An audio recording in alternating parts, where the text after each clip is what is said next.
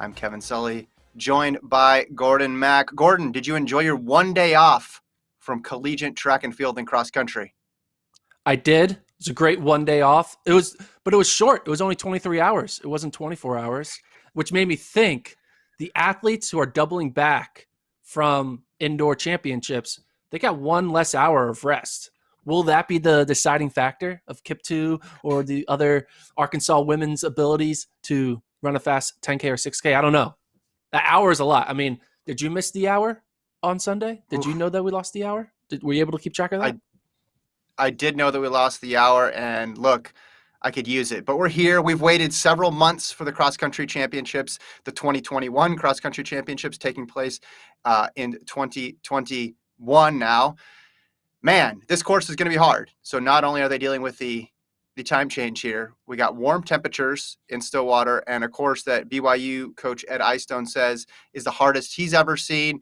Dave Smith, Oklahoma State coach, who is hosting this meet, said it goes from Death Valley to Mount Fuji. So this could yield some unpredictable results. Before we go any further, though, Gordon, kind of break down what people are going to see during this watch party, if you could. So the races start the women's races at 11:50, men's races at 12:40 Central Time. So about 50 minutes from now, we'll have our first race. If you notice on the screen, you got Kevin's beautiful face, my face, and then also some stats. One thing that we're going to have during this entire watch party is we're going to let you know the current top 20 standings and the top 10 team standings after every split. There's going to be a new split every 1K. So we're going to have 5 splits before the final on the women's side. We're going to have 9 different splits on the men's side, and we'll be able to know who's moving up, who's moving down, keeping track of that team score at the bottom all the way through the top 10. Right now on the screen, you're seeing our rankings. These are our final rankings heading into the championship. Obviously, we have Whitney Orton as our number 1 ranked athlete. She hasn't run much. We'll talk about that as we preview this upcoming women's race. And then we have the BYU women, ranked number 1, coming off their pretty good indoor meet, I'd say, on Friday and Saturday. But it's not going to just be us in this feed. We're going to have the stats. We're going to have Kevin. We're going to have me. And we're going to have some special guests.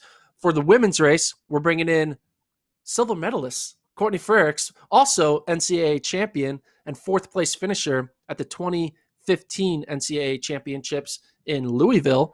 And she's going to be here during the women's race. So you guys can ask her questions while we're watching the race, get her perspective of how she thinks it's going to play out. And also, she's going to be doing a little cheerleading probably because the New Mexico Lobos, they're in contention to potentially win. So get to see Courtney's real-time reaction to the results. And then on the men's side, after the women's race, we're going to sub in Courtney Frerichs we're going to sub in Morgan McDonald for Courtney and have Morgan McDonald, the 2018 NCAA champion, when he won it on his home course in Madison, Wisconsin. He'll be watching the races with us on the men's side, give his take of what it would be like if he was in that battle with KIP2 and Mance and Grijalva, how he would approach a race like this, get his perspective from being in it. I mean, you and me, Kevin, we can never really give the true perspective of what it's like to be in a Division I NCAA championship race. We were never that good, unfortunately, but we have 2 people who can kind of fill in for what it's actually like to be on that course. And it's going to be fun. Courtney's going to come online at 11:35, I believe, so 15 minutes before the race.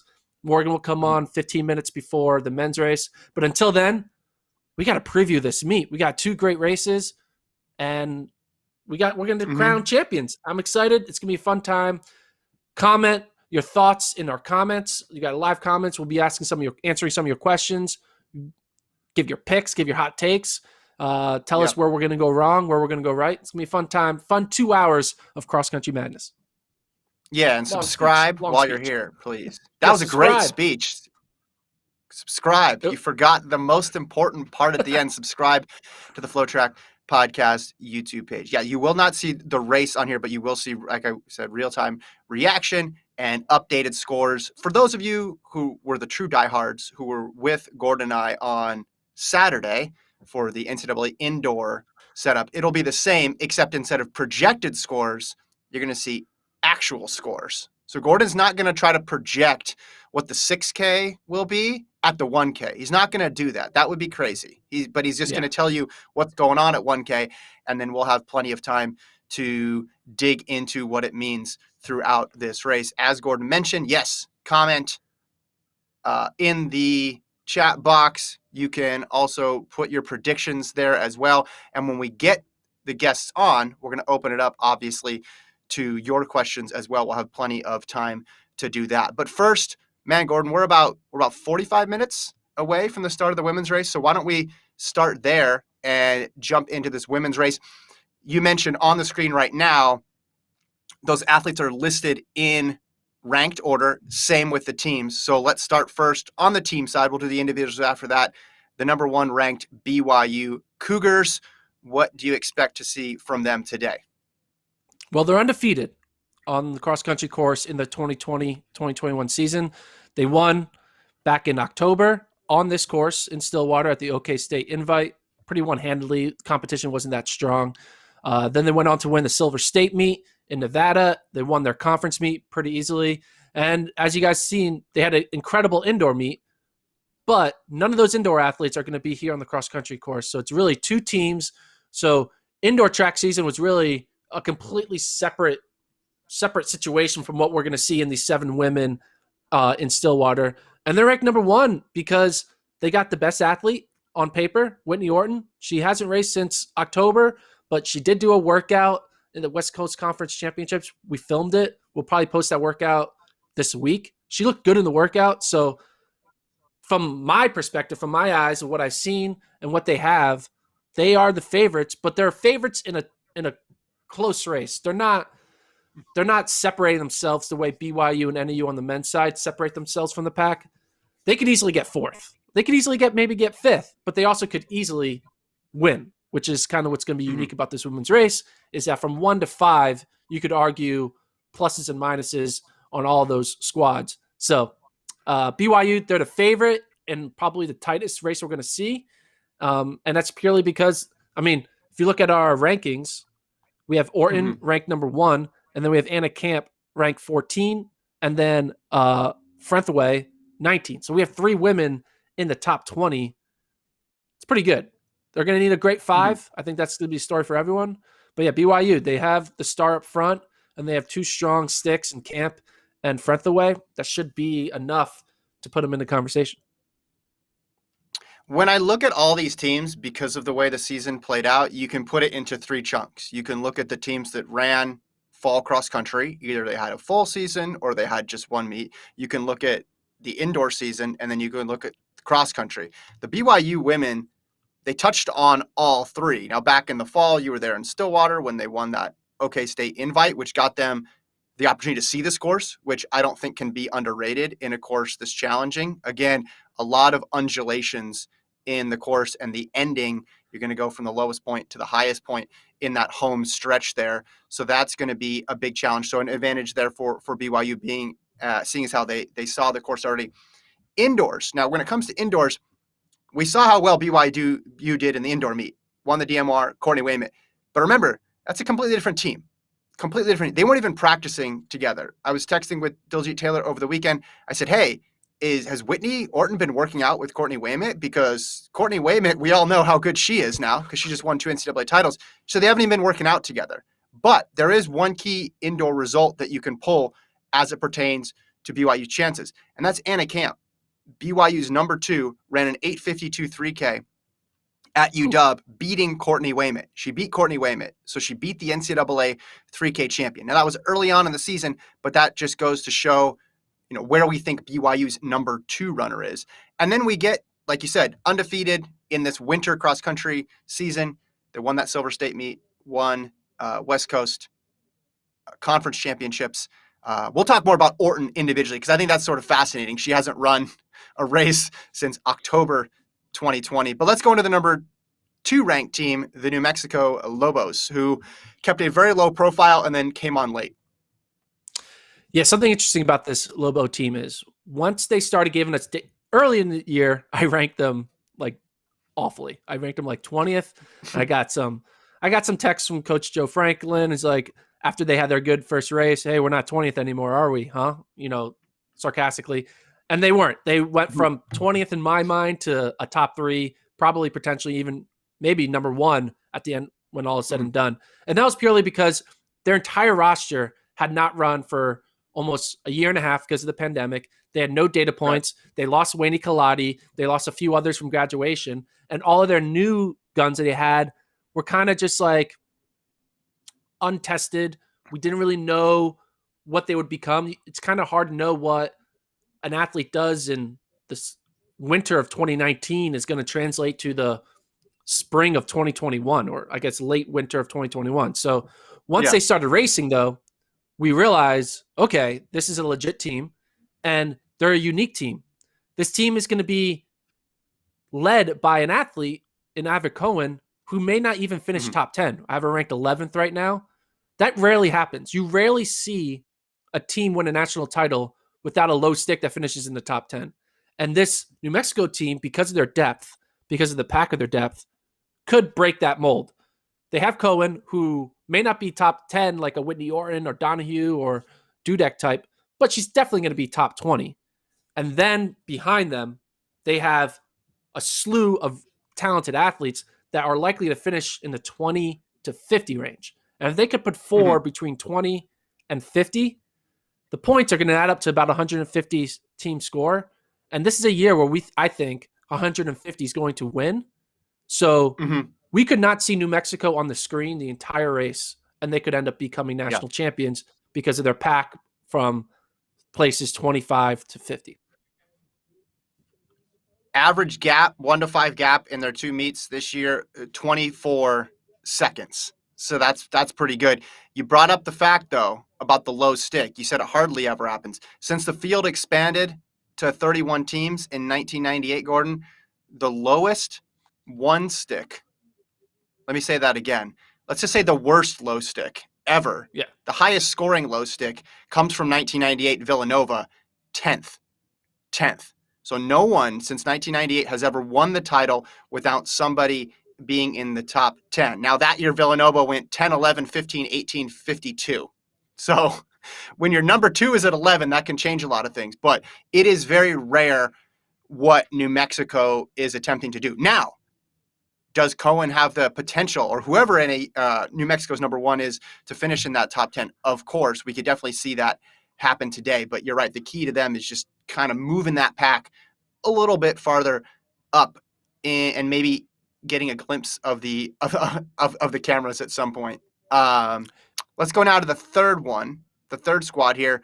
You have Stanford, who, again, didn't race fall cross country, didn't do indoor track, didn't meet as a team until they were on their way to the FSU cross country meet this winter. That's the first time they raced before they had actually practiced together. But they are in the mix here. They won Pac-12s. What's the key for Stanford? Well, Stanford is lucky that they found a star in Zofia Dudek, because going into the season, we thought it was going to be the Donahue-Lawson show. And we thought they had that 1-2 punch in Donahue and Lawson. But Lawson has kind of fallen off. Her fitness, we don't know, it could be anything. We don't know the inside details of any athlete here or there. But Lawson is coming a little better. But Dudek has really established herself as that true number 2 for Stanford, and not a number 2 that's going to finish 20th. I mean, we have her ranked number 4 in the nation. She's going to be the Nico Young of the women's race. We can project, and maybe even she has she runs out of her mind and even becomes their number 1 runner. I mean, she's been right up there with Donahue the entire season, but their pathway is basically having an unbelievable 1-2 punch in Donahue and Dudek, and then just hoping that their 3, 4, 5 can all just have strong races. And I mean, compared to all the teams, I mean, the Donahue Dudek 1-2 punch is much better than the Orton Camp 1-2, better than New Mexico's 1-2, better than Washington's, better than NC State's. So if it's a 2-person meet, they're winning hands down. The question will be, will their 3, 4, 5? It's not, though. It's not, though. It's not a 2-person meet. Yeah, what would happen? Yeah, that is an issue. You want to score it what I always thought about? Dual meet scoring? No, I always thought about, like you need 5 athletes to score. What would happen in a cross-country race if something cataclysmic, is that the word? Cataclysmic. There you go. Cataclysmic happens I, where you went for everyone it. loses 3 runners. And so no Mhm. team can score 5. Mhm. Just something happens, like an earthquake happens and half the field goes out. Who would win? Would they just everyone gets a DNF and then we just have no national Mhm. champion? That's what I want to know. Let's not tempt fate, especially after what Okay. happened in 2020. Let's move on now to number 4, Washington. Number 4, Washington didn't run in the fall. Had some good indoor performances. Got third in the Pac-12 meet. Haley Herberg, their Pac-12 champion, won that race from the front. This team is purely ranked in the top 5 for one reason and one reason only, is on the potential or expectation or perspective or projection or whatever you want to say that Yeah. Melanie Smart will run in this race. Melanie Smart, she's a sophomore. She has not run all season long, but if she does run, she is a she does run and she's healthy enough. She is a top 20 contender, and replacing their current 5th woman with a Melanie Smart makes them from Mhm. being the 10th best team to being a top 4 team. And right now I have Melanie Smart ranked 17th in the nation. I've heard I that don't she's see her on the running. start list.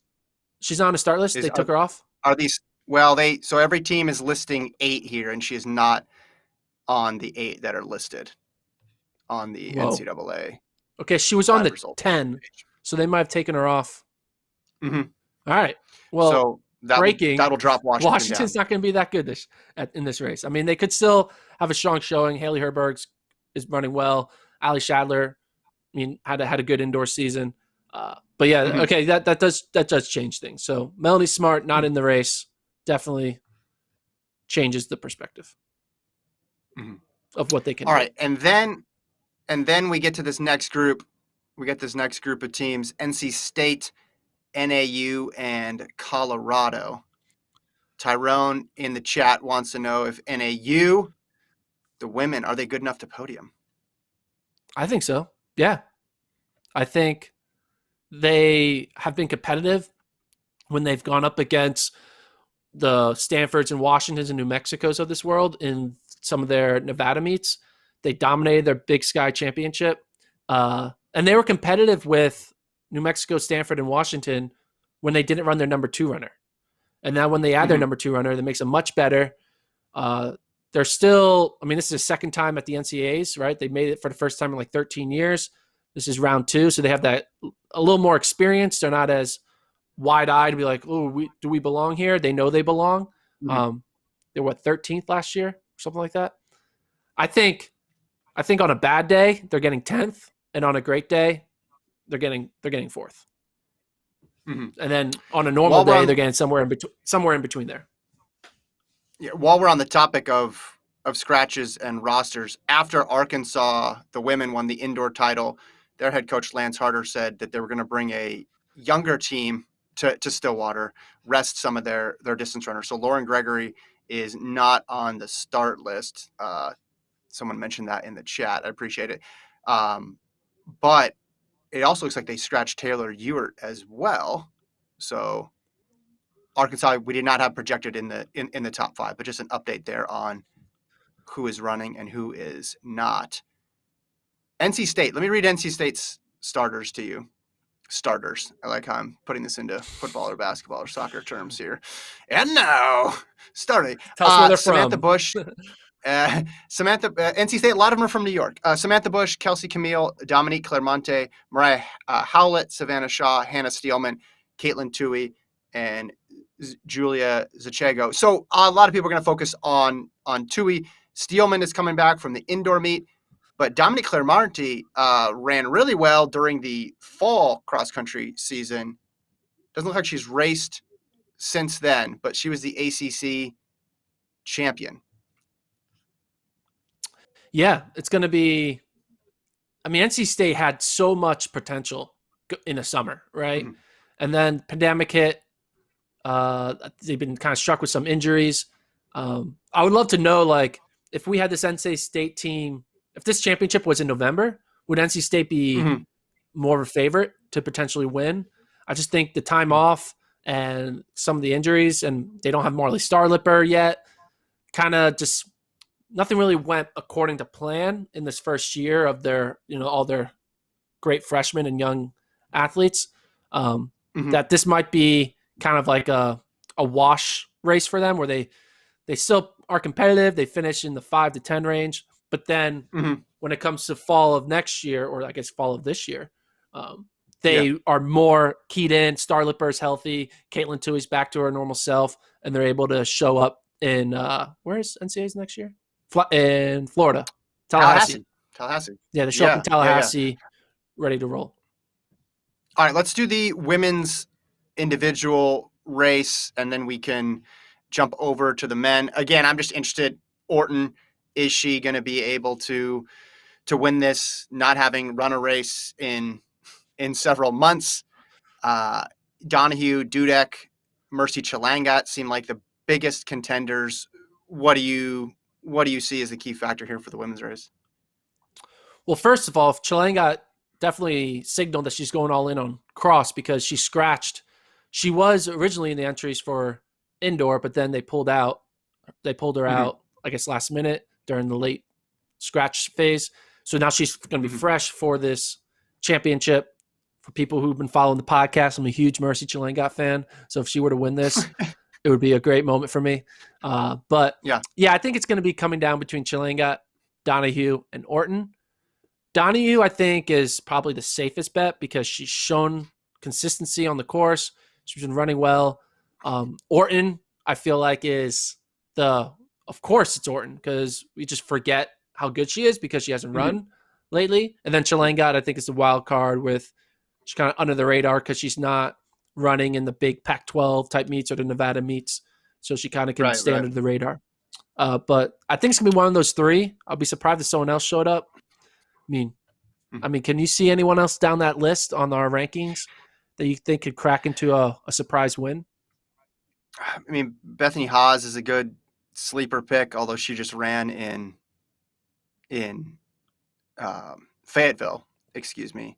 According to David Monty, there's 39 women, at least with the opportunity to double back from the indoor championships to cross country. But no, we just don't know the form of Orton. But I mean, Donahue, Dudek have run well enough that you think that they're just going to continue that, put that together for one more week. But the difficulty of the course is a variable in the same way that the weather was a big variable in 2019 in Terre Haute.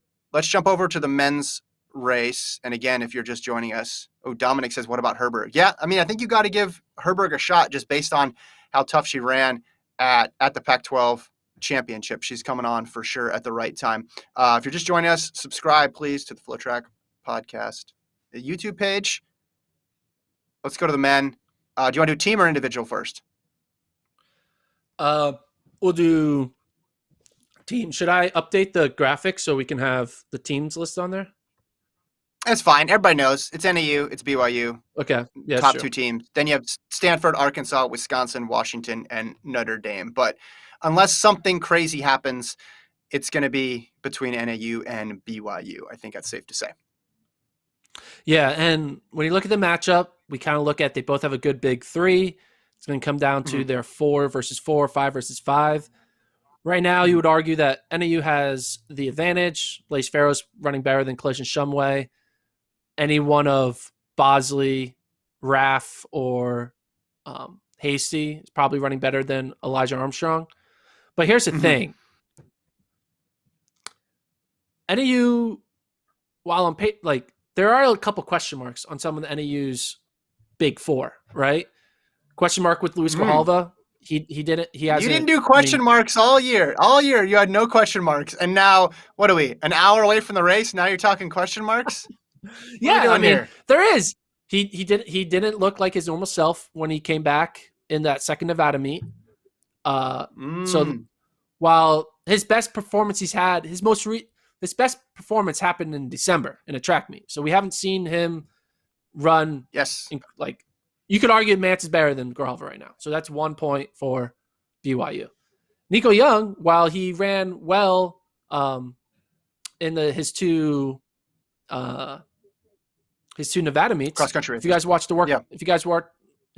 workout Wednesday, at the end of the workout Wednesday, Coach Smith says that, Nico Young wasn't in the workout, and he said he was dealing with a little banged up with a little ankle thing. I mean, it could be nothing. It could be. I can't believe you're doing this. You never know. This is amazing to me.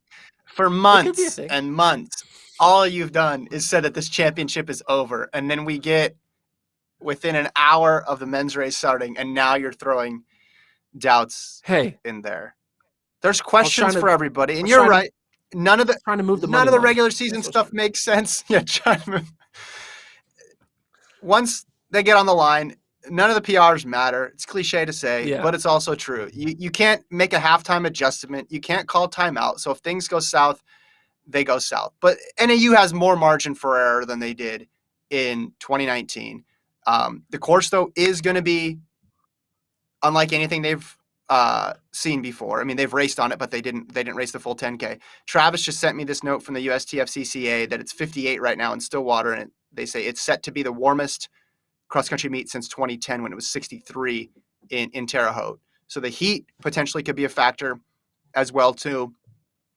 Yeah, there's obviously some questions, but BYU has just as many questions as well, too, because you feel good about Mance, you feel good about Klinger, you feel good about Garnica, who all broke 13:30 running indoors. But then 4 or 5, obviously they have a lot of questions. Elijah Armstrong did close that gap at West Coast, but that's just the 4. Then they got to solve the number 5 problem as well too. But I think most people are going to feel good about Mance in this setting just because of the way he runs. Yeah, and I think people are really fascinated about how the presence of a Wesley Kiptoo could affect the team race. Obviously, it will affect the individual race. But we talked about this a little bit on the previous podcast. Now that Ed Eyestone and Mike Smith have seen Kiptoo do it for real, you kind of can overlook some cross-country results. You're like, whatever. We weren't there. We have no idea what happened. But they saw it with their own eyes on a television screen, him run 13:23 when he only needed to run 13:40. And they both have an athlete who they want to win individually, but they also have that athlete that they want to be a low stick and not bomb and screw up their team chances. So I'm really kind of I have been texting both coaches to see kind of what they do. And no, obviously they're not going to tell me exactly what their game plan is, but they know that Kiptoo is a unique situation and that they have to make sure they make the right decision and they don't want to screw it up. Hey, Gordon, if it's not too much trouble, people are asking for the men's graphic, and I want to please the people who are listening. Is it easy to throw up that men's graphic? Oh, yeah. Real quick? You got that. So while you do that, we want the men's individual and the men's team here. Also, people in the chat talking about Alex Masai. Listen, I was leading the Alex Masai bandwagon a couple years back, so I think he's on. We did a fantasy draft. I think Lincoln picked him, so he's definitely going to get a shout out from Lincoln at some point. How does that look? Yeah, we got it. There you go. So you see the rankings. Let's talk about that next group. Stanford, Arkansas, Wisconsin all have different issues. Stanford's relying on a lot of freshmen. Arkansas coming back after indoors, and Wisconsin, they had their conference championship, what feels like 6 months ago, but it was just in January. I know you're a buyer on the Badgers. What about that next tier for the men's team race? Yeah, Arkansas is going to be, we don't know what's going to happen. I mean, they went for an indoor.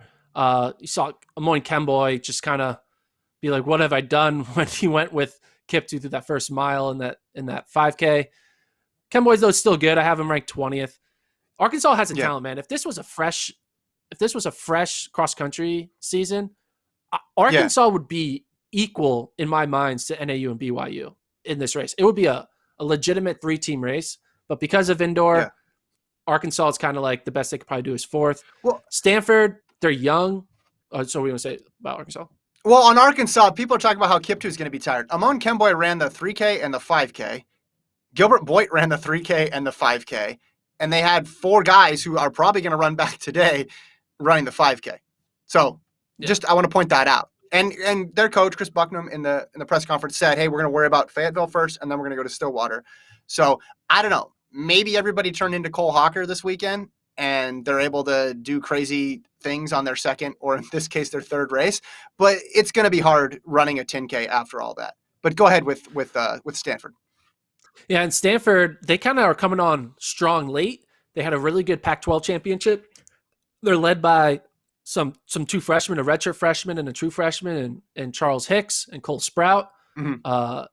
Their weakness, I think, is going to be their just lack of veteran presence. And, are they going to be prepared for the hills that Stillwater is going to give them? If you look at this list of our top 8 teams, the only 2 that ran on the course are NAU and BYU. Mm-hmm. Stanford hasn't run there. Arkansas, Wisconsin, Washington, Notre Dame, Air Force. None of them been on that course. Colorado and Tulsa have. So you could argue maybe that helps Colorado and Tulsa to maybe move up a bit when all is said and done. But I really think the lack of experience on this course may do some of these teams in.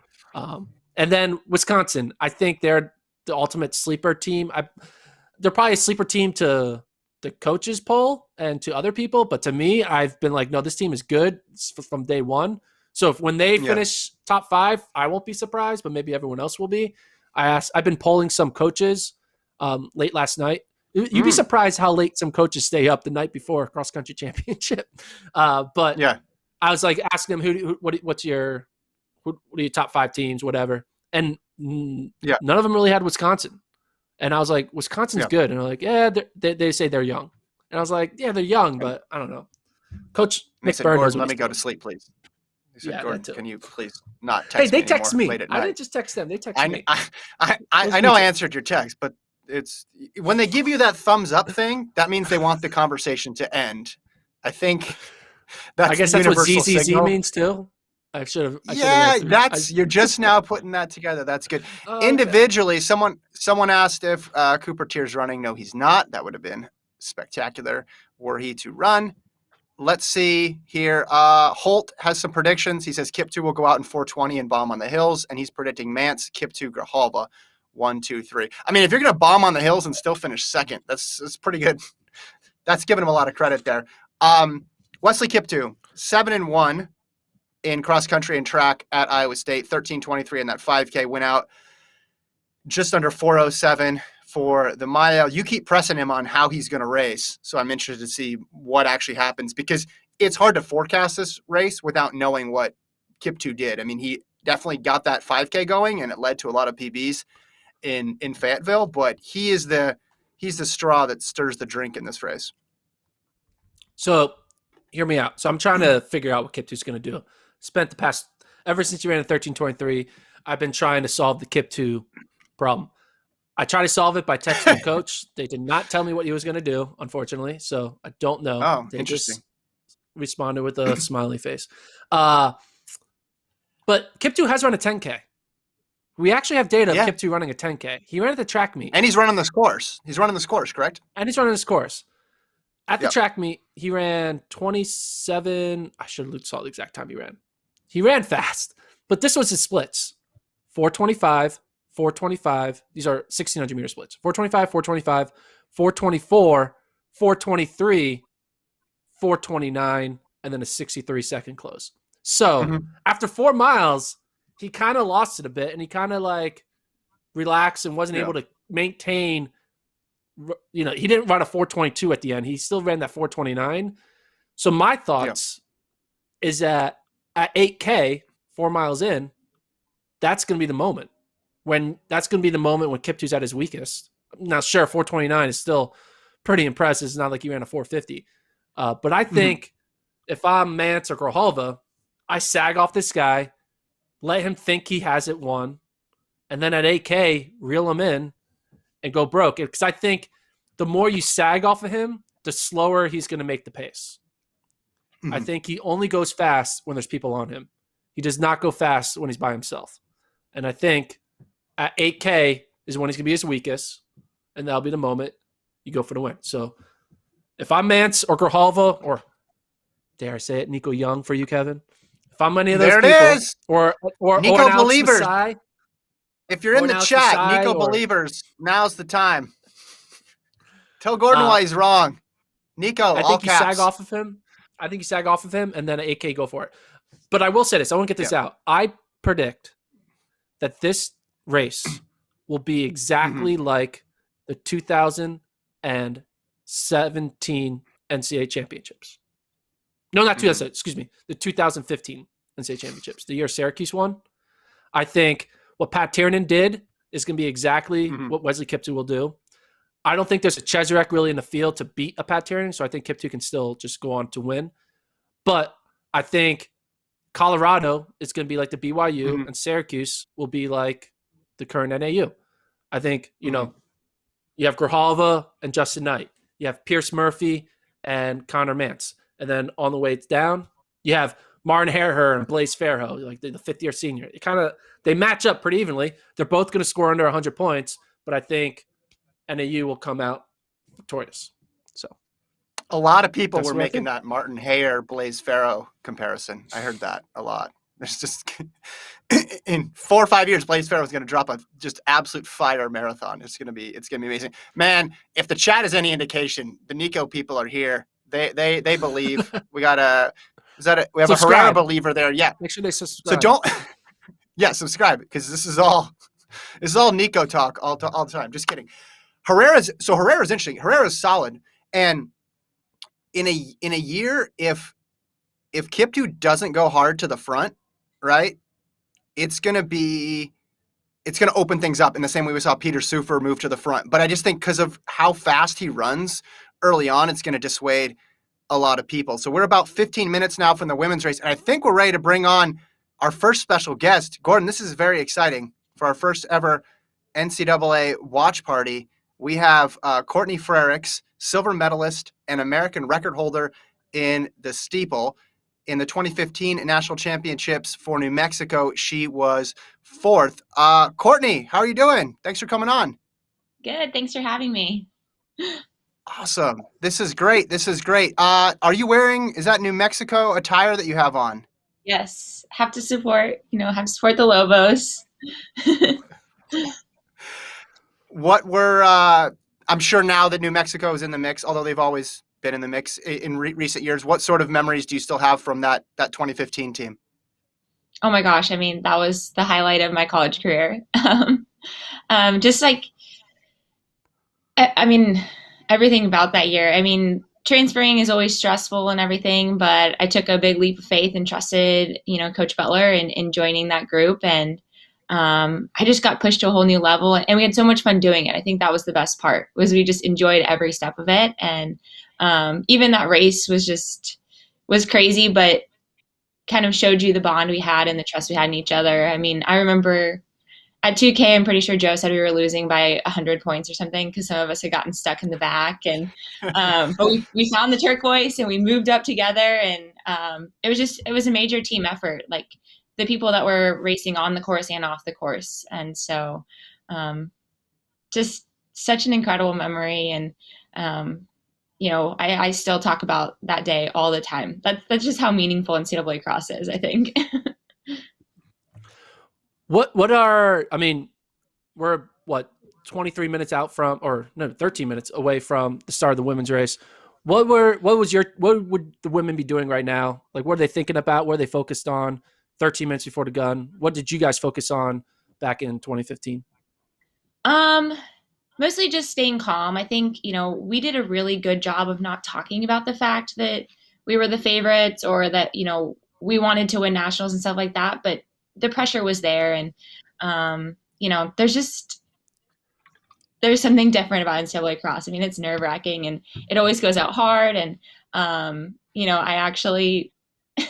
I was about this far out from the race. I was in the corner of the tent throwing up, I think from nerves. Oh, wow. And yeah, I don't know what happened that day. And, the team did a really good job, like those that weren't racing and the coaches, of kind of keeping those racing away from seeing it, because we didn't want to start, kind of this whole nervousness throughout the whole team. And one of my other teammates came up and she looked at me, and she knew me really well, and she's like, "Hey, you're fine. you're going to be good. Like, you're ready for this, and like snapped me out of it, and I was ready to go. And then we were quickly walking to the line. And once we were kind of like out there and walking to the line and together, like, I think we felt ready and we felt excited about what we wanted to do that day. But yeah, the tent sometimes can feel a little nerve wracking because you're just kind of like waiting to get out there and get started. It's interesting to say that, a lot of times on the sideline, when we watch you guys run your phenomenal races and performances, we forget that there's a human element where even you guys get nervous, right? I got nervous when I was running in Division III. It makes sense that even the best get nervous when they're running at the top. So absolutely. And I think we just, as much as we didn't talk about it, we knew what we wanted to do that day. So it was still nerve wracking to have a little bit of a target on your back. What's it been like since graduating from New Mexico, following the team as, a post-collegiate? Obviously, you're focused on your phenomenal pro career, but what's the connection you still have with New Mexico while running professionally? I really tried to keep a strong connection with them. I think the time I spent there was just so important in my development as an athlete. And so, I'm always wanting to try to get to know the new girls coming in and stay connected with the team. And, up until this year, basically, there were members on the team that had been there when I was there. So that was always fun coming back and reconnecting with those that were freshmen or, and a good friend of mine is still on the team, Charlotte Prowse, although she doesn't have cross country eligibility. And, I'm so thankful for my time there. So if I can be of influence at all, like I want to be there for them. And, but it's so fun keeping up.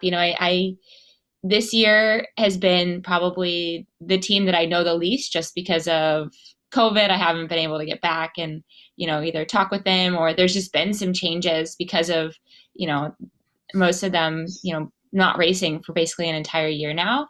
And so I was super excited to see the results from that Vegas meet, but also, not surprised to see them step up. I think there's such a strong culture surrounding cross country and this expectation of, what we want to do in cross country at the University of New Mexico. Want to mention to anybody watching live that they can throw in questions in the chat for Courtney. And everybody's talking about the difficulty of this course and how it's the hardest course that they've ever seen in NCAA Cross. Keyword there being NCAA Cross, because you ran on a very hard course at World Cross Country Championships in Aarhus, one that was planned by someone with clearly sadistic intentions. What should the mindset be when you approach a course that is so different than something that you've run in the past? I think one of the big things is not wasting extra energy, especially early on. If the pace is timid early on because people are kind of fearful of those hills, don't waste that extra energy focused on that. Focus on kind of tucking in and biding your time basically. And always remember, I guess everyone's going through it too. But yeah, I mean, that course in Aarhus was something else. I don't even know how to begin to describe how I was feeling there. I think I struggled a little bit early on because it felt so hard early. And I think that's one of the big things is if it does feel hard early, not kind of getting into that negative place. Because I think that once you go there, it can go downhill pretty fast. So, yeah, I mean, I think being able to tuck in and relax as best as possible on a course like that, I think is going to be the key. But I haven't run the new version of it, but I did run the old Oklahoma State course my freshman year of college. And if it's anything like that, yeah, it's going to be really hard. So, is there anything that Joe would do while you were training there at New Mexico, or even your previous college coaches, to kind of prepare you for a unique course? I mean, it's not a track meet, right? So was there anything that you would do in a workout or training wise to kind of get you guys mentally prepared or physically prepared for just hills in general, right? Was there anything guys you did unique for cross country training compared to a regular track season training? I mean, I think one of the biggest advantages of training somewhere like New Mexico for something like cross country, especially a hilly course, is being at altitude. Because you're just going to have to, you know, get pretty good at running hard in conditions that are already set a little bit harder. And then we additionally would do a lot of our long runs up in the foothills. So we're going up in elevation to 6,000 feet, and you're going net up for basically the entire first half of the run. And those were very, very challenging. I mean, I remember thinking, like, before, I averaged 6:59 pace one time, and I was like, I am so fit right now. And there's nothing impressive about, like, sounding about that time, like, it, you know. And it was just really challenging, but it got you really strong, really good at hills. And so I think runs like that are something unique that UNM does that makes us really strong on the cross country course. And I'm excited to see how they're going to do. I think that strength element is really going to be key for them, and really help them to perform really well today. Because I think it's going to take that strength to come out on top on this course.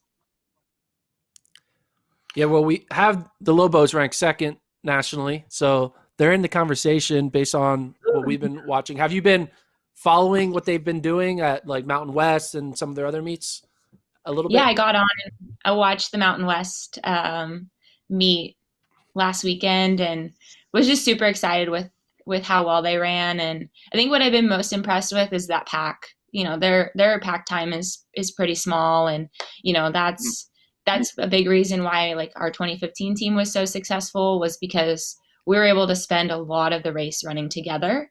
And there's just a comfort that comes with that when you're running with your teammates. Like, even if, you know, you're having an off day or you're not feeling that great, you look up and you see two of your teammates and you're like, okay, I do this in practice all the time. Like, I can be here too. And so seeing that small pack time, super proud of that and happy with that. And I think that's going to be, I don't know, I think that's going to be a really important piece for them to be successful today, is them finding that pack, you know, finding the turquoise, finding your friends, and running together, is what Joe always says. We got a question in here. Actually, one person, I think you brought up bad memories from the old Oklahoma State course. So that was bark, though. I think they've gotten rid of that. Maybe they're feeling some soreness in their legs. So there was a question we have is, yes, the wood chips. The wood chips. So hard to get your solid footing. What's your approach on hills? One commenter asked, use them to make moves or go up them relaxed and then surge on the downhill?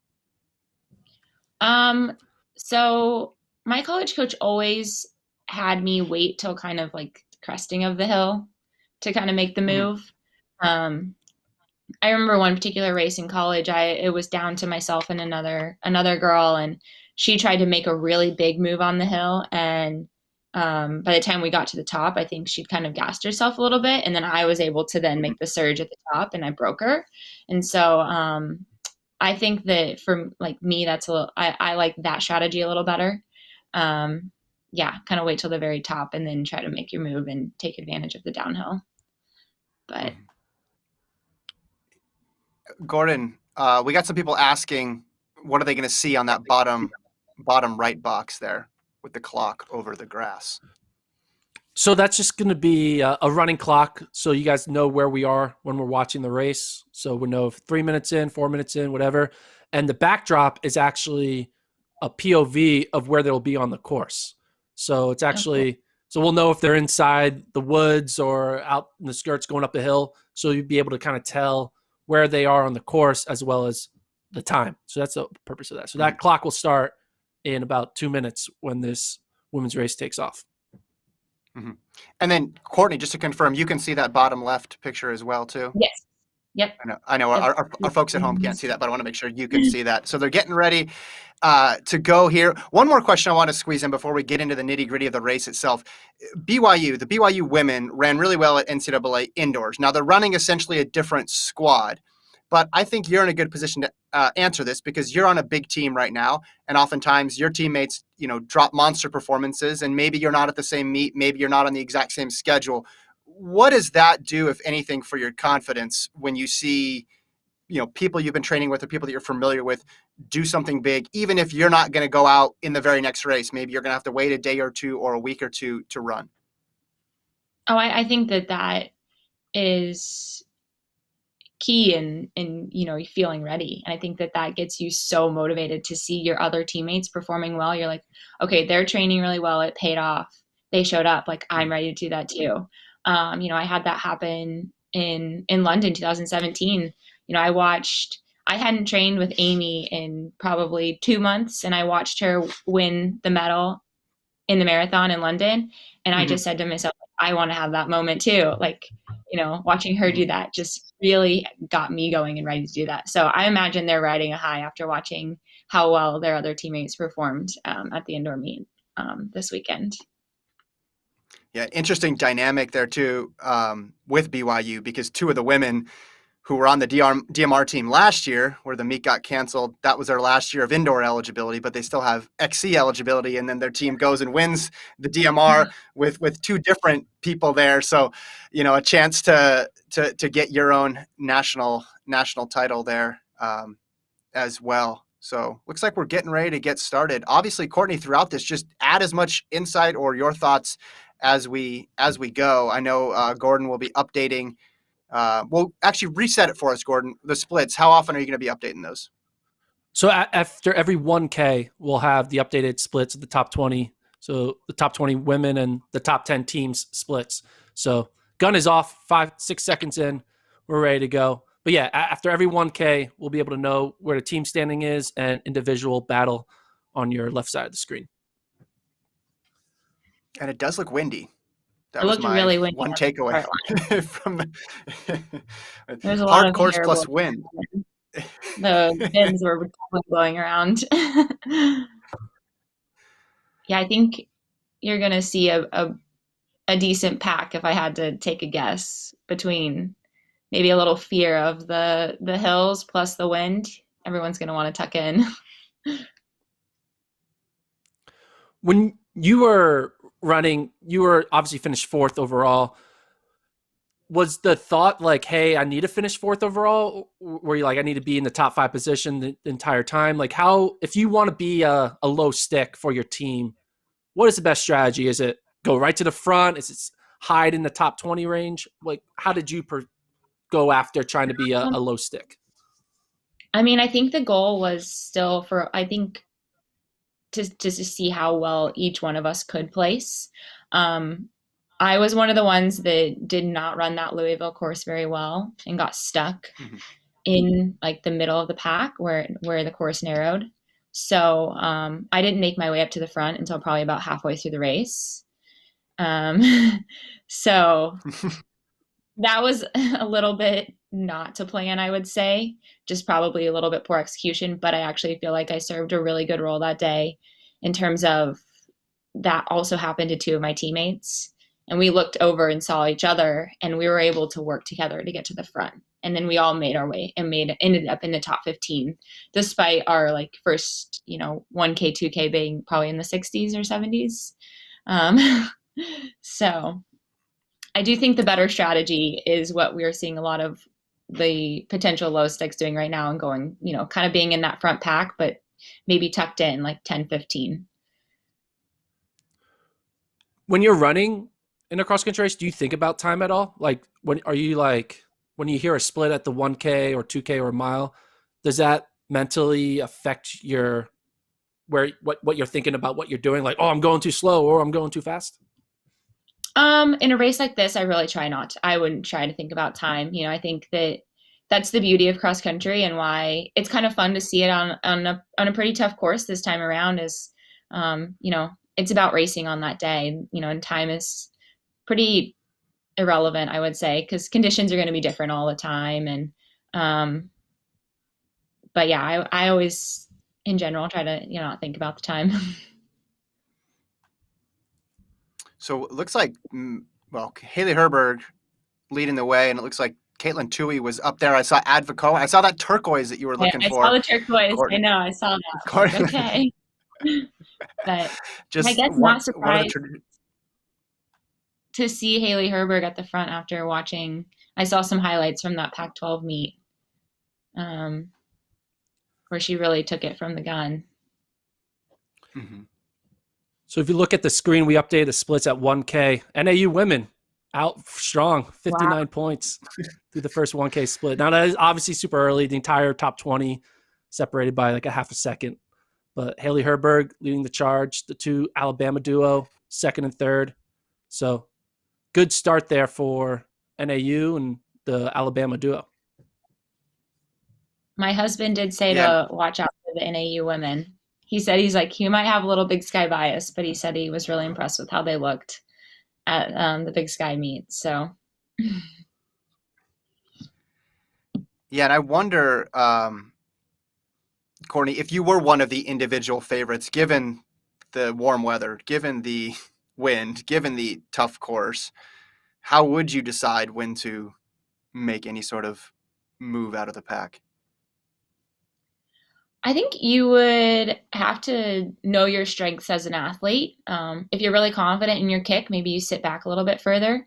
If you feel like you can run the legs off of everyone else, you're probably going to go a little bit earlier, kind of like, I think that's happened in a lot of recent NCAA cross meets. You've seen Wayne go and just pretty early on just kind of start hammering. So, yeah, I think, look, there's Joe. A Joe Franklin cameo right on cue there. What do you think he was saying? Perfect. Probably to work together.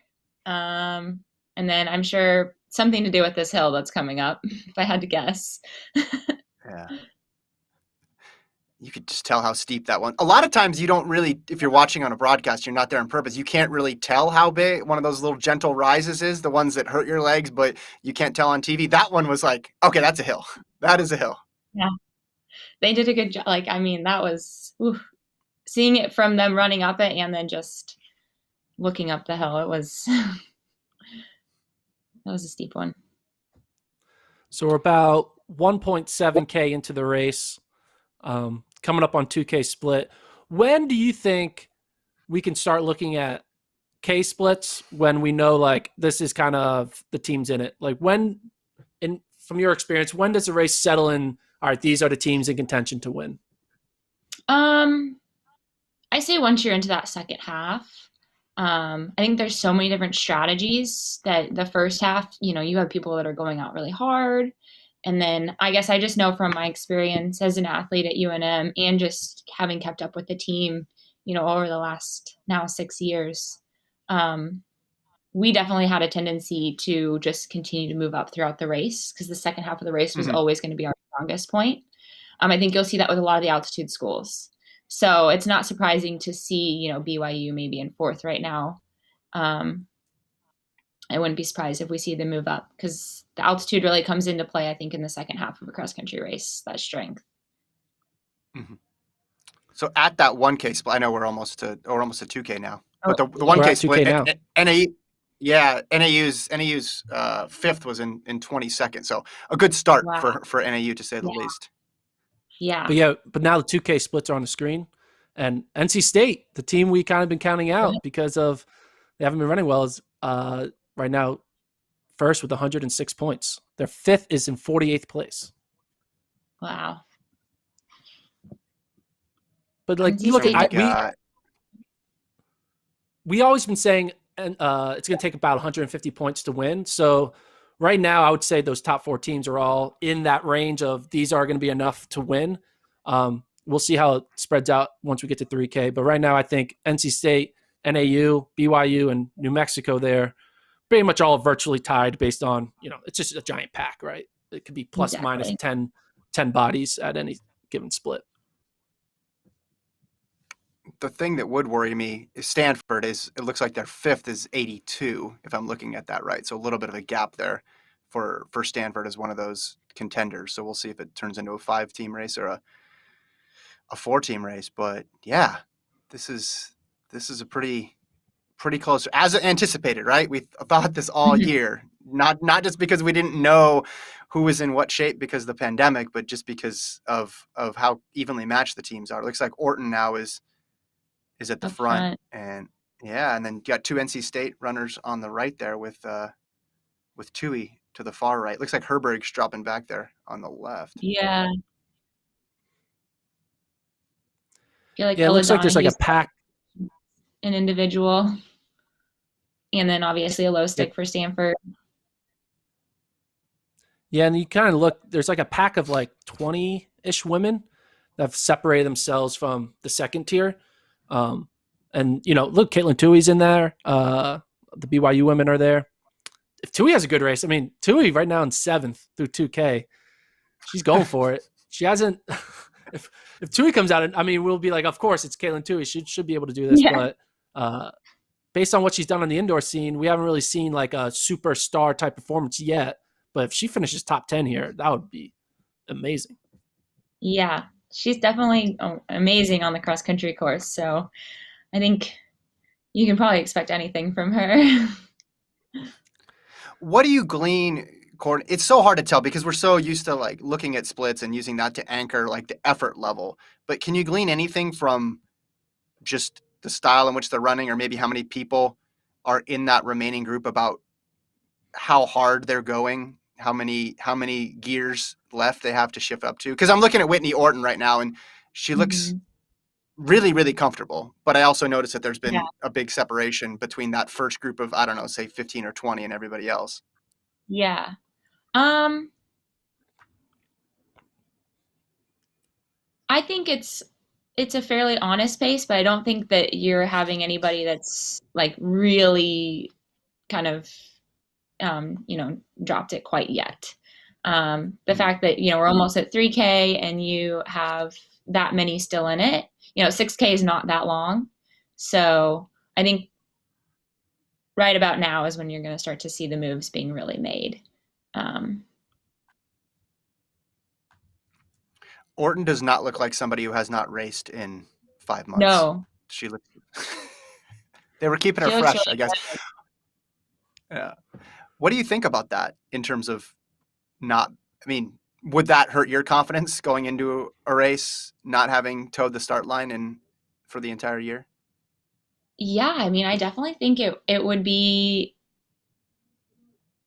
tough. I remember in the year prior to going to New Mexico, I was having a really difficult time getting into some of the top races at these meets, and so I actually ended up winning like 5 straight meets, and like didn't really race anybody. And by the time I got to NCAA Cross, like not having been around people and like kind of not running on my own sort of pace, like was really hard.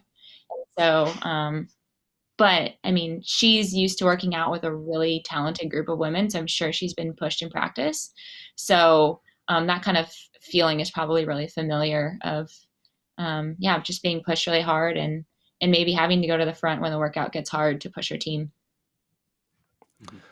So looking 3K, at these Gordon, splits give it to us. Yeah, look at 3K, NC State 1, BYU 2, NAU 3. Couple things I'm noticing here. NC State, there's a big, like their 5th is in 63rd. If NC State is able to keep 3 in a top 11, that would be amazing. I like where BYU's at. They're more stronger in that 14 to 30 range. And then NAU, they're good, but they don't have their 6th is way out. So they're going to need their 5th to kind of hold on to stay in that podium contention. And then New Mexico, like we said, look at that spread. 22 to 60. Yeah. It's like they're all 22, 24, 33, 40. It's like that's what we thought New Mexico would bring. Yep. We just got to get that pack a little bit. Obviously, the bias there. We can get that pack up a little bit more. So, but New Mexico's spread behind. Yeah. So Travis just sent me these spreads. New Mexico's spread is 6.7 seconds. BYU's is 8.2. NC State 10.5. Stanford 11.6. And Gordon, to your point, NAU's is 15 seconds. So yes, New Mexico's spread is only 7 seconds. Just got to move that mass collectively forward. Orton is running this race like someone who's very familiar with the course, and so it makes sense that she ran this in the fall. Looks just completely composed. Yeah, I think that those that were able to get on this course this fall, that'll probably really pay off. Just knowing what to expect, knowing where the hills are, knowing where to stay relaxed, and when to make the moves. I think that's that's really key, especially on a course like this. So we'll wait for we got the individual splits for 4K on the screen now. Just waiting for the top 10 teams to come in to score them all. But it's NC State still looking good. They're 5th now, coming up strong. NC State's going to be in the lead here at 4K. They are 7 points up on BYU. Remember, BYU was 6 points out of the national title in 2019, and now they're 7 points behind. And then, yeah, there's a big gap now. These are updated, Gordon, or they're getting close to being updated here. The team isn't. The individuals are, but team are going to be updated in 10, 9, 8, 7, 6, 5, 4, 3, 2, 1. Team's now updated. Oh my goodness. Yeah, this looks like it's shaping up to be NC State versus BYU. Wow. And then a good fight for the podium there between New Mexico and NAU and Stanford.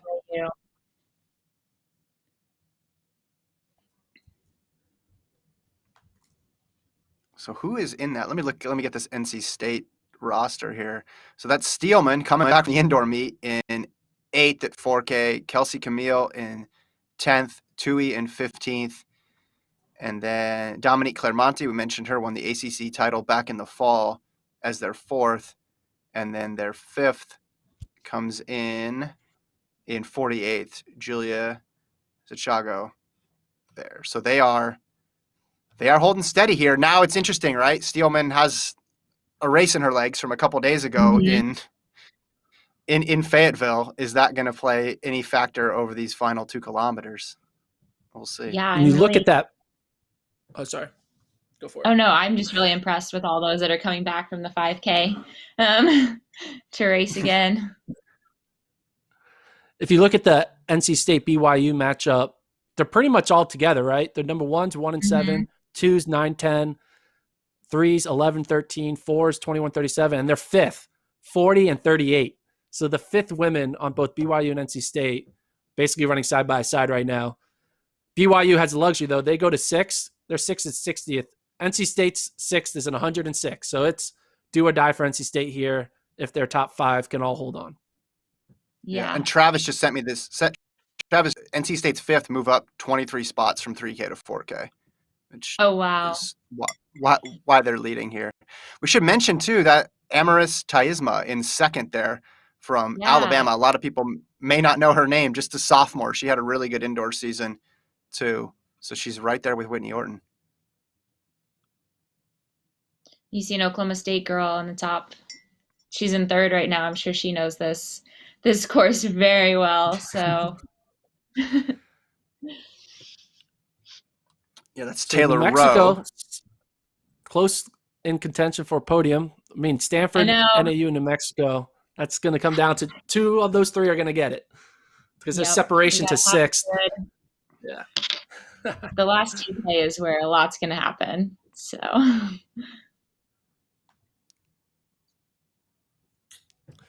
So 5K splits are coming in. I'll update the individuals first. Caitlin Tui currently is in 20th place. Very impressive move for her. Super impressive. And then we'll just have to wait for the team scores to come through. Yeah, that BYU looks like they're in a good, BYU and NC State, right? Two team race here.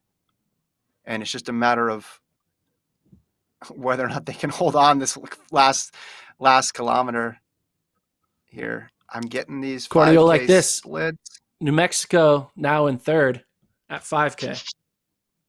Oh, there we go. Dang, Man. moving up. That pack is, New Mexico looks like their 5th is 83, but they go 19, 30, 40, 45. Yeah. So they have some room to grow, I guess. Yeah. And we just got to get that number 5, still moving up. You could see it as an opportunity, right? Not just exactly. Not just a bad thing, but a chance for them to do it, to make up some ground there. So That's those are 3 to 5. updated, Gordon, now? Yeah, they should be updated. Sorry for the logo malfunction there on the final two teams, but we should be good soon. I came up with a way to kind of get our own live stats. So there may be a couple times if a runner's seventh woman isn't in, it kind of messes up the stats, but you get the idea. But yeah, those are the splits for 5K. So BYU up 6 and over NC State, and then a big old gulf. Where is Whitney Orton? I don't know. On this first It looks like, Oh, well, I don't know, because through 5K she was listed as first. It looks like maybe she's back in about 6th or 7th. Yeah, there's been a big move put in. Yep. Now she's scratched, right? She didn't run indoor. correct. She scratched indoors just to go all in on cross. I'm a huge Courtney, you may not know this, but I'm a huge Mercy Chilenga fan. So her winning would be a big deal for me. I do I'm not recall, I'm trying to remember. Somebody mentioned to me that she was going to be fresh and to look out for her after, I think she won the SEC meet. So Orton just went past. She looks like she's completely fallen apart here. So this is going to be tough for BYU to. Yeah, this could be NC State. So there's Chilenga with the win. It's just, but you don't know how far back, or any of the NC State women falling apart. Yeah, that's the key, right? Because that could be happening down the line too. That was a really impressive double by Air Force's. Was it Mahala Norris? I read her article recently, and she did really well in that 5K, and I think she just got top 5. Yeah, so she won Whitney the first 17th. Oh, that's going to be tough to overcome here because NC State, Steelman goes 5, Camille goes 9, Camp for BYU goes 11. Oh, Frentaway, though, runs really well for BYU, gets 16. So Orton's the number 3. This is going to be very close. Yeah, Mahala Norris ran the B race in Las Vegas. Mahala Norris is in the B race. Wow. And she got 4th here. It's going to come down to NC State's 5th. That's what's going to come down to. Oh, man. We'll update our screen as soon as we know. But right now, only 18 or 19 athletes are reported in. So we're waiting for – they might have paused it. I don't know. We're waiting for those live results to update. But as soon as they're updated, we will let you know. Yeah. So Orton was in first running across the 5K mat, and then she lost 16 spots in the final 1K. So that was the question is, will NC State's 5th, 33rd at 5K? Does she hold on to that? I don't know. Waiting for results. TBD, the results are not loading. They're not loading. Results are not loading. On the feed. Mercy Chilenga got 1. We know that. Yep. Yeah. Taylor People in the chat want you to yell Mercy, Gordon, one last time. Can you do that? Mercy! Okay, good. Gordon called her being good like 6 months ago. So that's what nice. That's what the people want to know here. All right. Lincoln said I was not a smart man for it. Look who's laughing now. So we got, is anybody else getting below 18th place on their live results? Nope. Yeah, that's all I'm getting. The results on the feed are gone too. No one knows. Mystery. Imagine watching a basketball game and not knowing the score at the end and be like, oh, who won? Oh my goodness. Okay, so that's, again, if people are tuning in, that's the 5K split where definitely a lot changed over the last kilometer with BYU's number 1 going backwards there. If anybody's on the ground in Stillwater and is keeping track, handing out the popsicle sticks as they cross the line or taping them up on the board like you used to do in high school, maybe we can figure it out. They're still finishing, so maybe we're going to get this pretty soon. Jeez. I think NC State's going to win it. That's my take. Based on Steelman. Well, okay, so look at this though. Steelman moved up 2 in the last K. Camille moved down 1, and Frentaway and Orton collectively went back 19. Camp moved up 4. So if you're just basing it off of the 5K to 6K splits, NC State obviously through those few runners has more than enough to make up that 6-point gap. But I mean, just a brutal way to close out that race. We've obviously seen that before in NCAA Cross Country Championship races where a big favorite makes a move and then next thing you know they're going backwards, and then when it goes bad, it can go bad pretty quickly. Have you ever had that experience, Courtney, where just like your body just says, "Nope, we're done for the day"? Not in college. In high school, yes. Many times going out way too hard and then, not really making it to the line. But I had a little bit more of a conservative approach when it came to racing, probably kind of moving up the entire time, which might have paid off on a course like this. Sometimes making those big moves early can really tax you. But yeah, that looked like, part of me is like, oh my gosh, that looked like so much fun. But also, NCAA cross is just a whole nother level of, it's so fun, but yet so painful at the same time. When you talked about at the beginning, the nervousness, right? Throwing up in the tent before the race, just how tightly wound everybody is for that 20-minute stretch.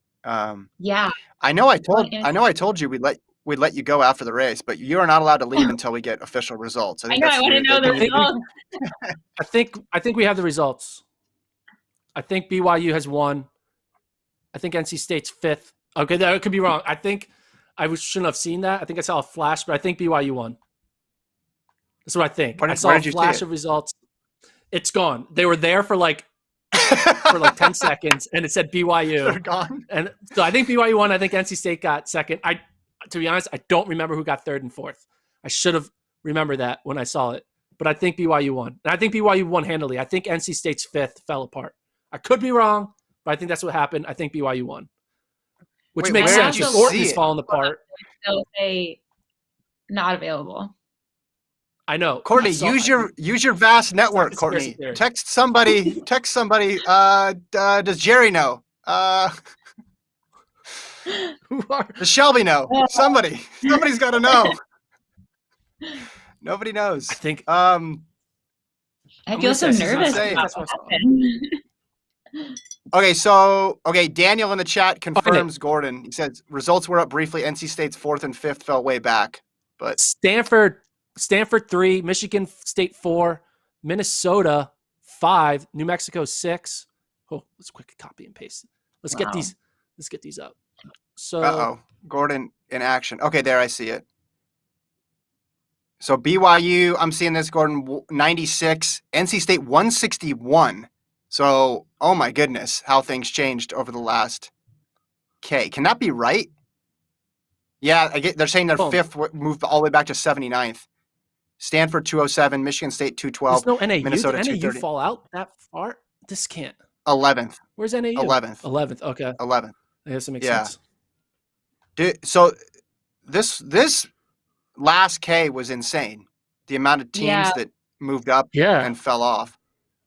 Michigan State out of nowhere.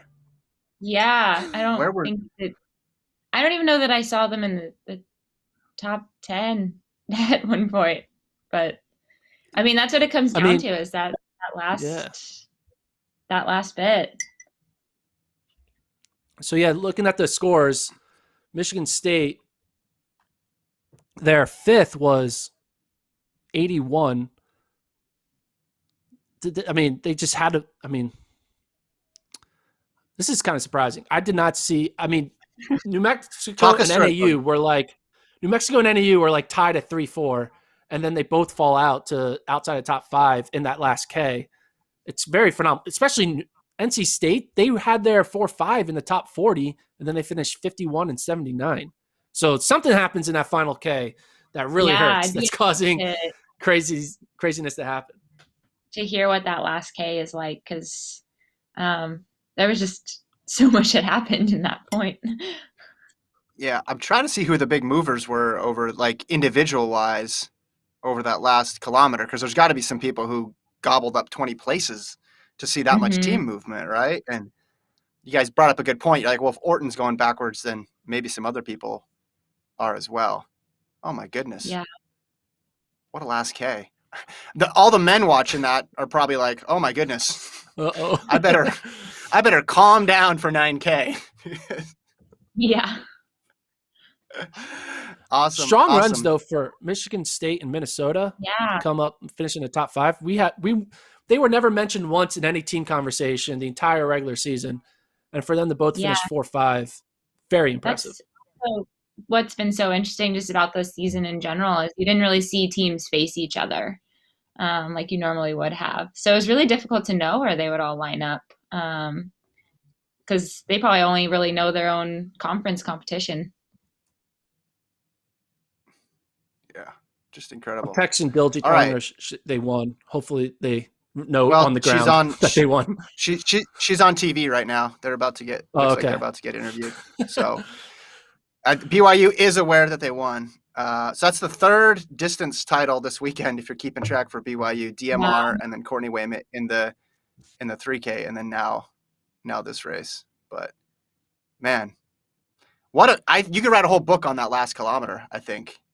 Yeah, I wish I would have been there in person to like see exactly what happened, because we always saw was Mercy because she had broken away so much, and yeah, clearly some big moves were made. Just insane. Yeah, I'm still trying to get these. We have okay, here we go. So we have some. They don't have how much they moved though. They just have their final places. Okay, we'll have to sort that out. All right, Courtney, we will let you go. Thank you so much for spending some time with us. That was a lot of fun, and best of luck this season as you prep for the Olympic trials. Thank you guys for having me. Thank you so much. We appreciate it. All right, Gordon. So now we're going to get set. We're going to get ready for the men's race here coming up in a little bit. I'm still a little bit shocked. Like, you always have in your mind the 10 different ways the race could go, so that way you're prepared for pretty much everything.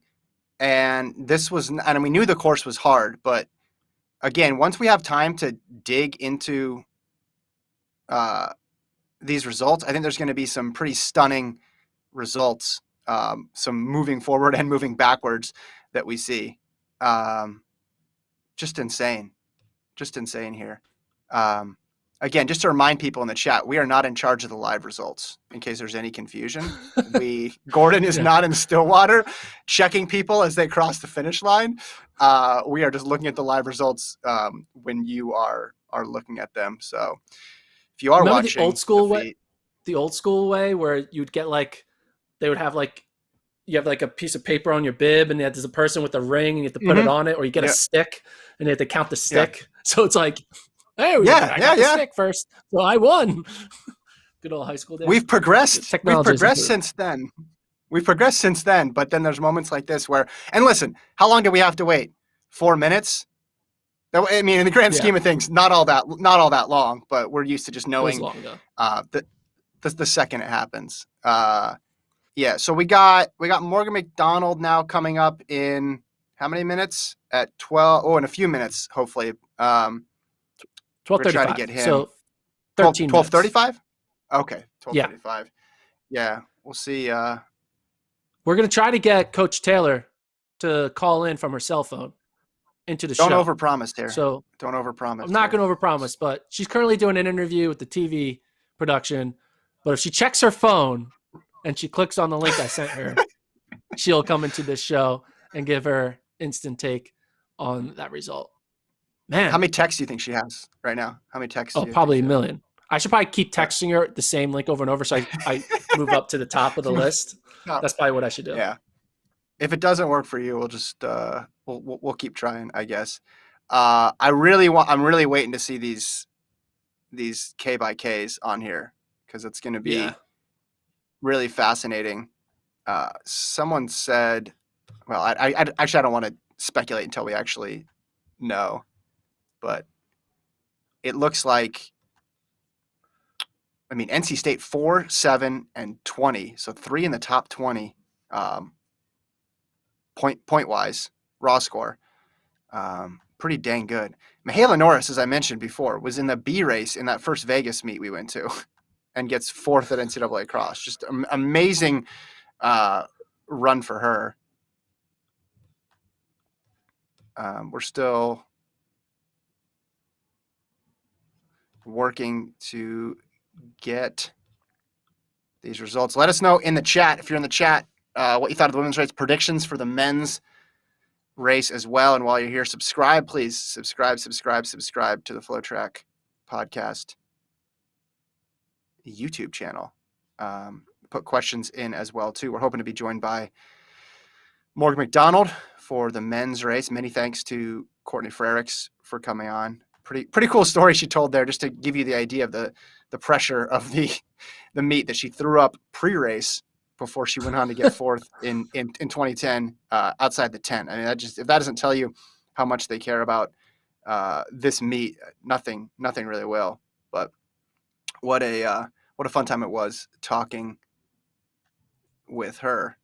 So let's what stands out to you? I know you talked about Michigan State moving way up. They went 13, 28, 29, 61, 81. They're top 5. Pretty impressive. Yeah. Michigan State and Minnesota, Big Ten, doing an incredible last K. But we also, I mean, we kind of are taking for granted NC State's 2nd place finish. I mean, they had Hannah Seelman finish 5th. Then Camille finished 9th. Caitlin Toohey was top 25. She finished 24th overall. Yeah. Dominic Claremont, 63rd. Savannah Shaw, 98. I'm very impressed with what NC State did. Caitlin Toohey showed up when it mattered most, which was at a cross-country meet. And she's pretty good at cross-country, so it made sense. Yeah. I think she's the top freshman. No. Was she the top freshman? Yeah. 100. Yeah. Dudek was a bit back here. 96, Travis tells me that's the same score that Arkansas had when they won in 2019, when they beat BYU by just 6 points. Interesting tidbit there as well, too. Should we bring Morgan on? Well, are we going to try to get Coach Taylor first? We got Morgan. We got Morgan. Come on. We got Morgan now, so. What's up, Morgan? Let's do it. What's up, guys? How you doing? Doing good. You got your gear on? Wisconsin gear? There you go. Representing, of course. Morgan McDonald, 4-time NCAA champion at Wisconsin, currently a YouTube star now as well, too. Before we go any further, Morgan, you want to plug we're live on YouTube, so do you want to plug your YouTube page? Yeah, everyone go check out my channel. Just search Morgan McDonald. You can watch my videos there. I don't know if they're informative. You might learn a thing or two, but mostly I just try to make them funny and show my life as a pro runner and try and make it a bit interesting. So yeah, go check it out. You might like it. What's something that you wish you would have had on your YouTube channel from your college days? Like, what would have made the best Wisconsin era Morgan McDonald YouTube video? Just everything, honestly. Like, especially during the summer times. I mean, obviously it would have been really cool to have a camera there in some of those moments in my final year when things, I just got to do so many cool races and have so many great experiences. But even just like all the times when you're just hanging out with your team and stuff, like the summer times in Madison, it'd be so cool to have the camera there on the bus rides and stuff. Like after, for example, back in, I would say 2016, we won Big Tens after losing it the year before. And just like the amount of emotion that we had as a team after winning that title, after losing it the year before, like that stuff is just like the most special stuff. And if I could have that captured in video and go back to that'd be so cool, I think. Did you get a chance to watch the women's race? And if so, what did you think of the final K? We're still a little speechless about it. I'll be honest, I didn't watch it. I actually thought the women's race was after the men's race, and I just got back from my run. So I just came in and I'm like, oh, shoot, I missed the women's race. So I'm going to have to go back and watch that one. Well, we can tell you I'll spoil it. BYU won. You can look at the results on your screen. I'm looking at it right now. But the main situation that we noticed was there was a lot of carnage that happened in the final K, where some top athletes lost 20 spots. Some teams' 5th and 4th runners lost 50 spots. And it makes us think, will we see that translate into the men's race where we might see the 9K split might be a mirage because that final K, we're going to see some carnage? Yeah, I mean, I've heard rumors that this is a very, very tough course, which to me at least is exactly what you want. Like, that's what makes it interesting. That's what makes it fun. And especially with if you like look at the individuals in this men's field, how stacked it is in that top 10 with obviously like Wesley, but then also like all the NAU and BYU guys. I hope that they're just like going at each other the whole race, and then in that last K, everything just blows up. That would be very entertaining to watch. So, did you watch the NCAA Indoor Championships? A little bit of some of the distance races. What was your thoughts on what Wesley Kip? What was your thoughts on Kip too? What a baller, man! That's like, I honestly love that. I mean, it's crazy when you have someone who, I mean, I don't know, a year ago, I don't want to call him an unknown because obviously he was doing great things in the conference that he was racing in the division rather, but I mean, obviously coming into this year in a D1 level, like no one like was really talking about him, and then you just have him and it just changes everything. And I think when you have a lot of different individuals, like a lot of different racing styles in particular from an individual standpoint, it just makes it so much more entertaining. For example, if I go back to my races with Grant Fisher, the thing with Grant Fisher and I is that we're like the exact same athlete. Like, we're so similar in our racing styles. Whereas if one of us had been, say, a Wesley Kiptoo, where, you know, we had the, I don't know what it is, whatever he's got a lot of it. But if one of us had that, where like we'll go out and run a 201 800 to start off a 5K, I mean, that just makes it so exciting. And so to have him in the field, and then you have a lot of these other guys who are amazing runners, like it just makes it like, it's just such entertaining racing. Obviously in that indoor 5K, unfortunately, like a lot of the other top guys chose to race cross country instead. So we didn't get those matchups that you'll hopefully see in outdoors, but I think it's so cool. And it takes me back to like, I mean, I really fell in love with this sport back in 2011, watching NCAA, watching, you know, Lawi Lang and Kennedy Kathuka, Steven Sambu, and then racing against, or like, you know, Chris Derrick and Ryan Hill and all those guys. So it reminds me a lot more like that, having all these like big hitters on an individual level. So I think it's awesome. Here's a question I have for you. Let's pretend it's 2018 all over again. You're on your home course. You know you're fit. But 3 days before that race, you see Wesley Kiptoo on 13:23, and you know he's going to be in your race. Yeah. How would you race him? What would you do? Would you be like, I'm just as good as him, I'll just stick with him? Would you sag off him? Like, would you change your game plan with this newcomer coming into your race? No, I mean, 100%. It wouldn't have changed anything. Like the way that I approach these races was just like go for the win. And so when you have someone who's as good as he is, like I don't think you can really give them any ground and count on them maybe blowing up at the end. I mean, you've seen people try to do that before. I know last championship, Joe Klecker came second. And I know that he wishes that he had gone out with, was it Kemboy, I think? Who won last time?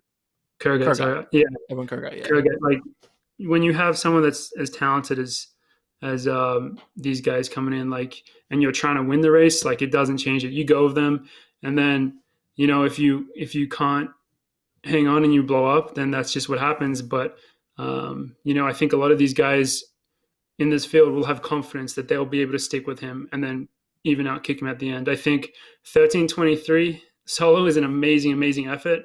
But I think, you know, a lot of these individuals are probably very confident right now and feel like they can hang with that. So that's how I would have felt. I would have felt that I could go with someone of that level, or at least I would have, you know, died trying. That's how I would have liked to do it.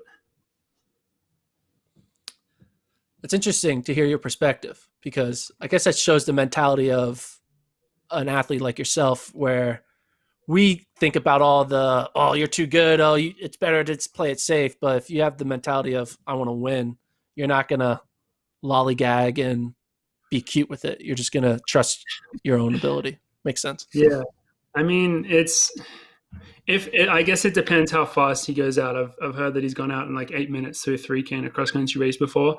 So if he's going out that quick, I mean, maybe you just literally can't go out that quick because your body is just like can't do that. That's a different story. But yeah, like the way that Mick as a coach in college always told me to race, even though it's such a team sport, he always said, like, Morgan, what's best for you as an individual is going to be what's best for the team. So that's how we approached it. I mean, I'd be interested.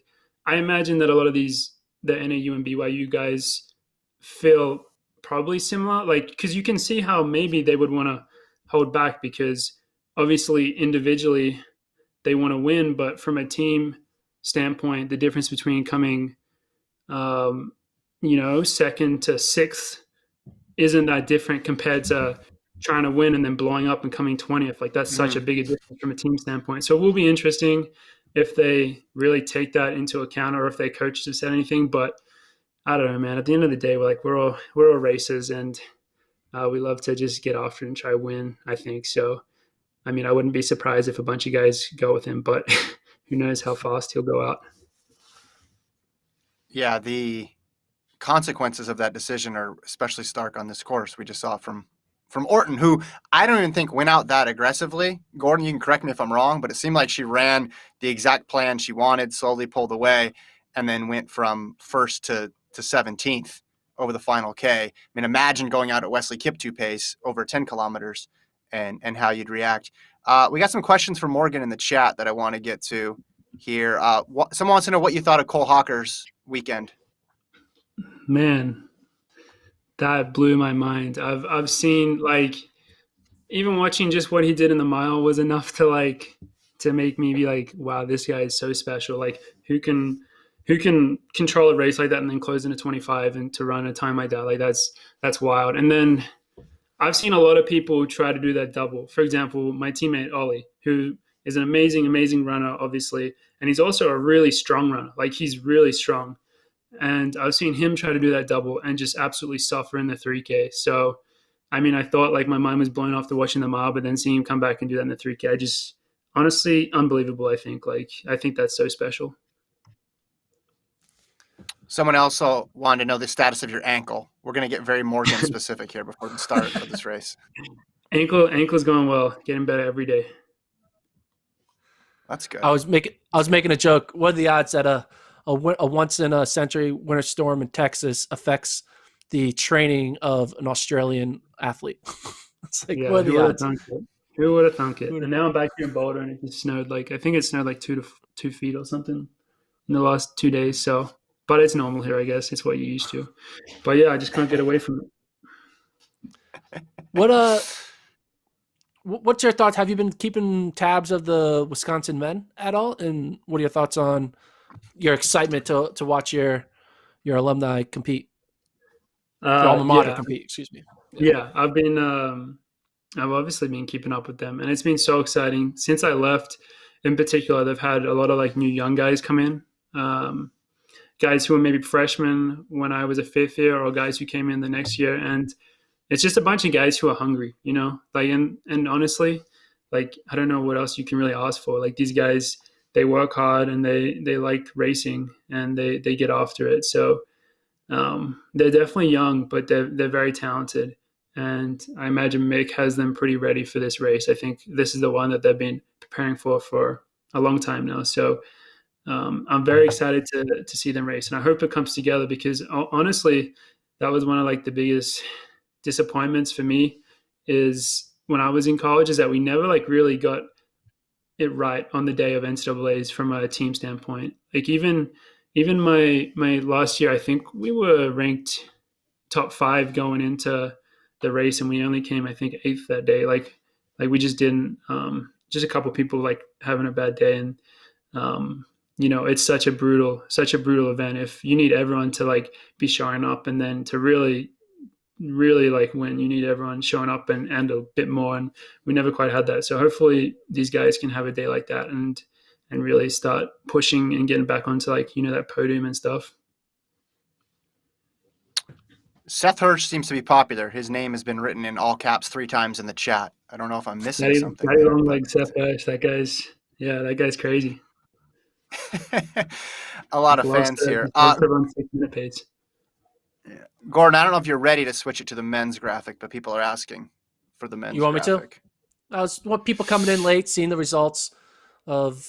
I want people to know that Chilean got winning. I predicted this like 3 years ago.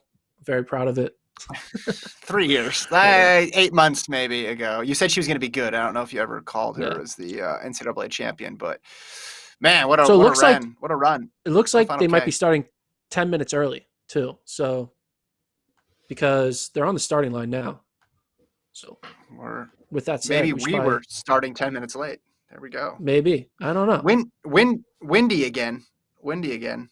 You can see the flag ripping. Wow. Okay, updating Gordon is updating the ticker, and if you got questions for Morgan throughout the race, drop them in the chat. We're just gonna let him talk. I have a lot of experience talking with Morgan during the duration of an entire cross country race because he came into the studio a couple years ago and talked about his race for the entire time. Sure. So I'm perfectly content just listening to him narrate. Jump in as we can. Yeah. So we're getting ready to go here. What do you think, Morgan? We talk about wind, you talk about heat, talk about hills. How would you formulate a game plan or push those things out of your mind or figure out how to use them towards your advantage? I think everyone hates the wind. So that just means you'll see people trying to tuck in more.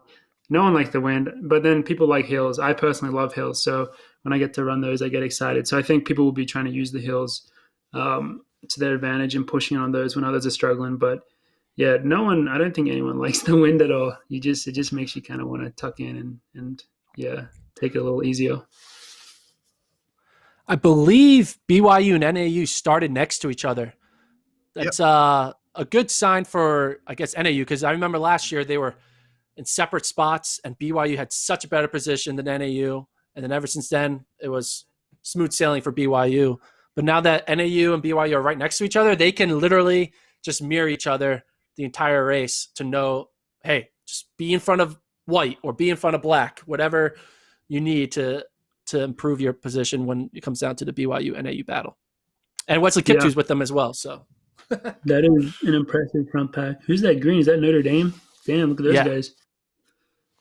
But that's how I like to, honestly, I respect that a lot. I kind of, one of the things I say about cross country is like, it's as easy to run in the front as it is to run at the back. And it's actually way easier to run at the front. So that doesn't make sense what I just said. But what I'm trying to say is getting out hard is very advantageous in cross country because like running in those packs is so hard and it takes so much effort. And, I struggled a lot with that freshman year that by the time I got to my last couple of years, I was just like, screw it. I'm going to try to get to the front of every single race and see what happens. Mm-hmm. Kiptu already 700 meters in has like a 3-meter lead. Wow. And I think the people behind him are looking are like, are you going to go? Are you going to go? Like, Connor Mance might do it. Connor Mance is there. You got Alex Masai, it looks like, there on the outside. And then you got some NAU coming up there, trickling in. NAU's in the blues this year. Weren't they? They were in gold. I think it's black. Yeah, or black. Black. Yeah. Really? Interesting call there in the heat. All right. So the first question was answered, which was, is Wesley Kiptu going to go to the front? And the answer is yes, but I don't know, Morgan, maybe it's just do you think, well, no, I was going to say, is he just feeling everybody out and then he's going to just settle in? But it looks like he's kind of put the gas pedal down. He just went through the first K in about 2:30, about 2:32 maybe. So the gas pedal is very much so down.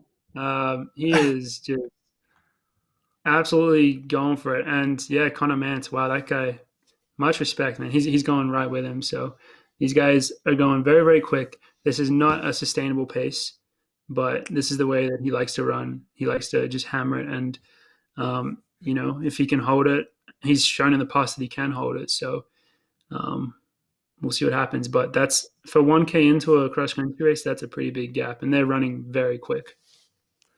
So if you look at the team scores through 1K, again, it's only 1K, doesn't really mean much. But the first thing I see is NAU's 5th did not go up the front. NAU's 5th is already in 90th place, whereas BYU's top 5 all went up because BYU doesn't have a 6th. Their 6th is 189th. But BYU, Notre Dame, Gonzaga, they all got their core up front, whereas NAU only got 4 of their 5 up front. And it looks like Connor Mance is going with Kiptoo. He is going with Kiptoo. Man. I love that. Oh, man. So that's Bosley. NAU's 5 is Bosley, who got trapped behind. You got to think he probably would have wanted to go with that first group and not get left. I wonder if part of this for Mance is, hey, individual title. I want one too, right? Didn't get to run indoors, even though he ran sub 13:30. Yeah, this is the better plan for the team, and he's going to sacrifice the individual desires for the team. But hey, maybe you can do both today. This is very bold. But I don't know why we predicted anything different than for Connor Mance. No, 100%. Connor Mance strikes me as the type of guy who's going to go for it. He doesn't want to leave anything. He doesn't want to leave this race with any regrets, and so he's going for it. And I mean, you can't really ask for much more. He's had a great season. He's so talented. So why not try and compete for that individual title that you believe that you can win? But, I mean, what 2K split's going to be insane. Very insane. That's why, I mean, this race is so strung out already. These packs are forming, and it is very, very windy there. So this 523 through 2K. Great. Wow. NAU is currently in like 4th, 5th, 6th, 9th. They have 4 in the top 10. So looks like NAU is going with the strategy of we're not chasing Kiptoo, whereas Connor Mance is saying I'm going for it. This looks like what we're getting here. Yeah, that's smart. I think NAU's now they're racing. They're the second pack. They're gonna. I believe they'll just sit in that second pack, and then they'll try kick and win it.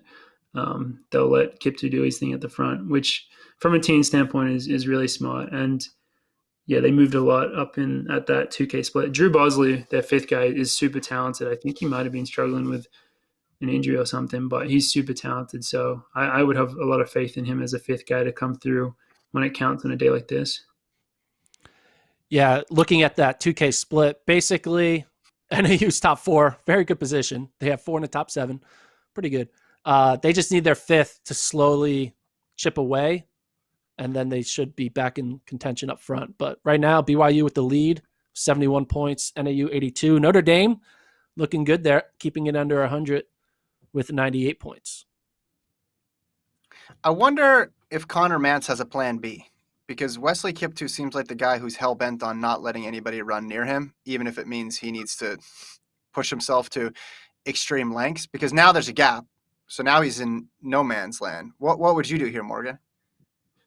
There's not much you can do. This is just racing. I'm actually really impressed. Like I think that's Alex Masai behind Mance. He's honestly like catching up to him as well. So it looks like those guys behind might catch Mance whether he wants them to or not, and then he'll be racing against them, which probably will be a good thing for him to have some guys to work with, because Kiptoo, I think you're spot on. I think he just does not want anyone next to him, and so he was going to run whatever pace it took to get a gap. But yeah, now Masai I think is already caught up to Mance, so he's going to have someone to work with, which is really nice.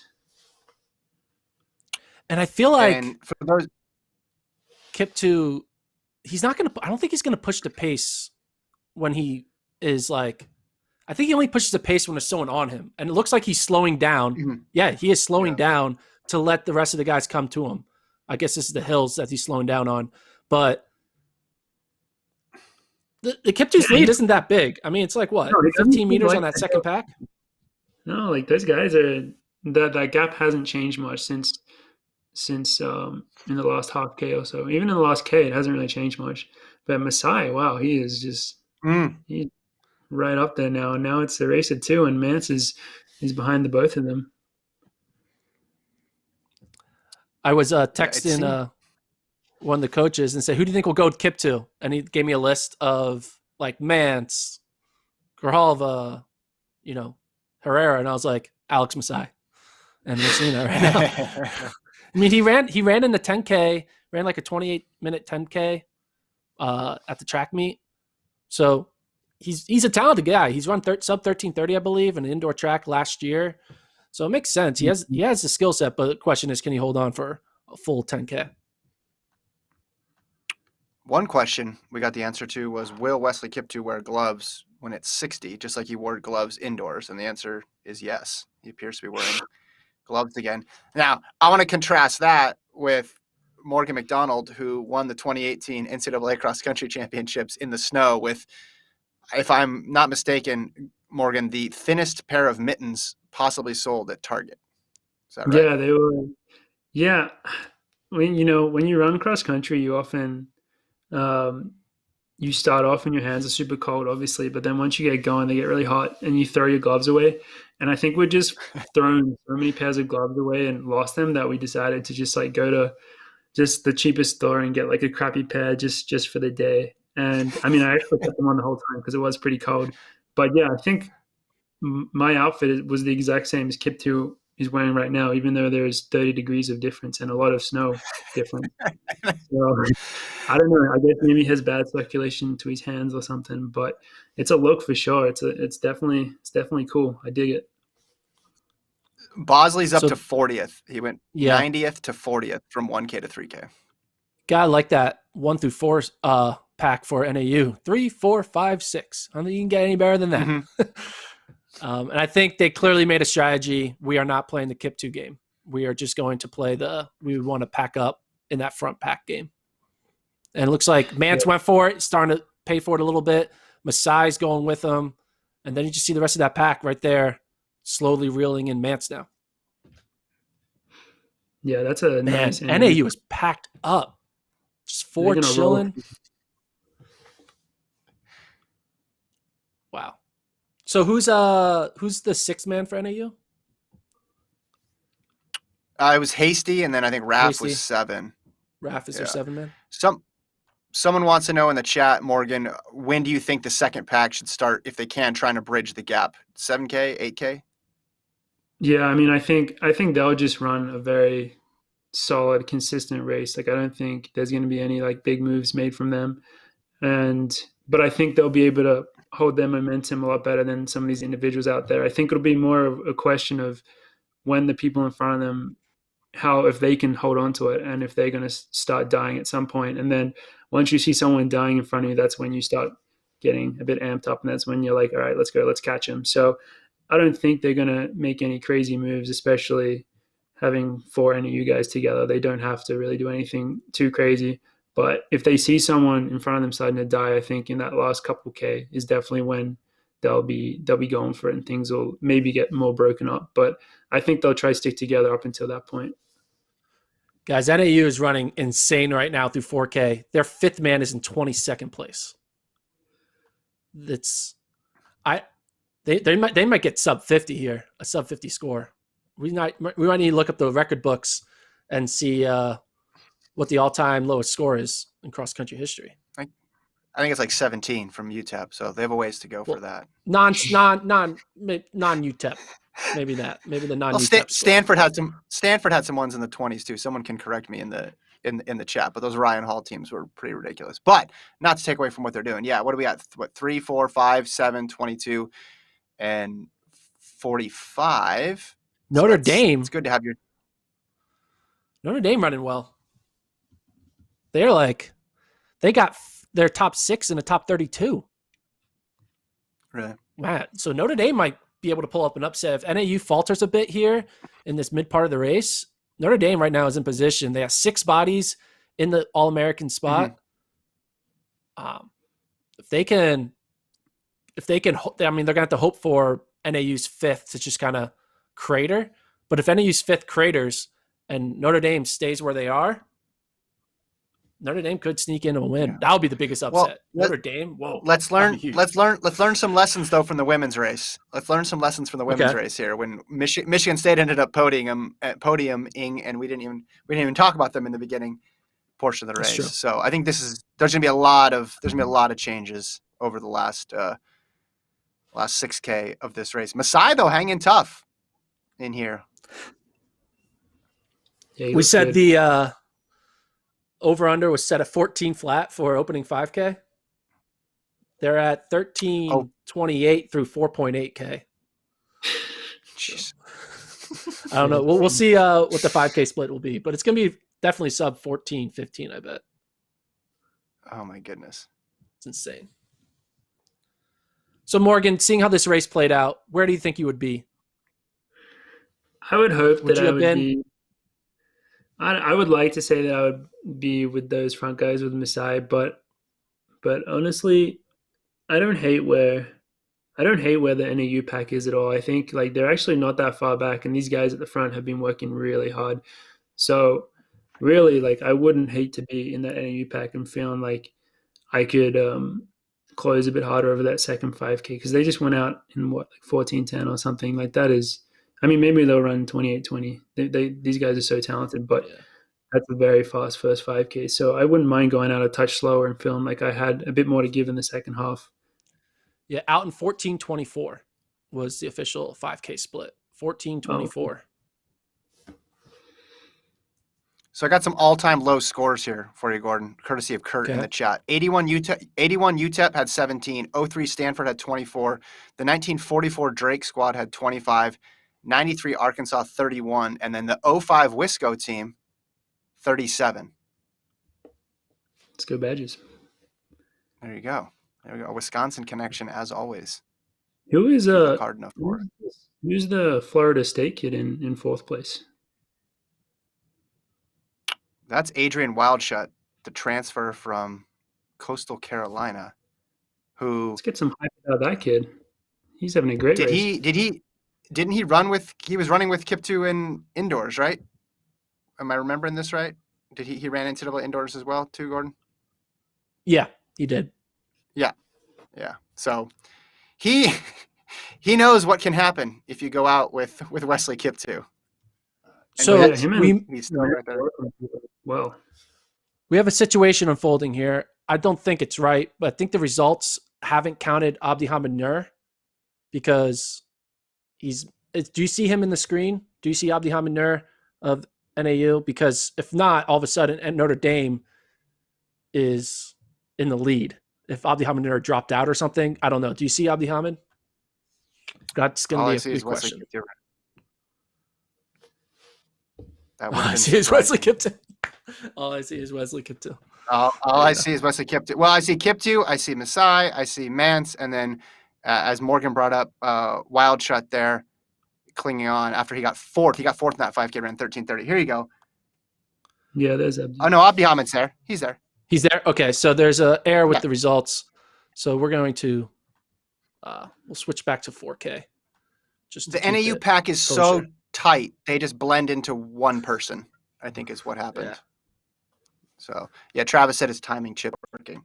Yeah. So we won't update the 5K split because it doesn't have Abdihamid in there, which would keep NAU in the lead. But Notre Dame's still holding strong. I mean, so right now Notre Dame is NAU's in first, Notre Dame's in second, and then Arkansas looking good still. They're in third position. Arkansas, good redemption run. They can hold on here. Stanford in fourth. BYU all the way back in fifth. Yeah, BYU doesn't look like they have a 4-5. They're not going to have that magic this time around. NAU, man, they are out for blood. Whew.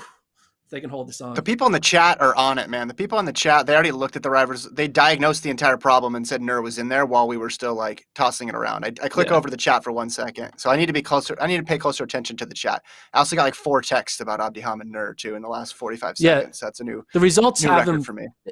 Yeah, the results have him in dead last in 246th place, which I don't think is true.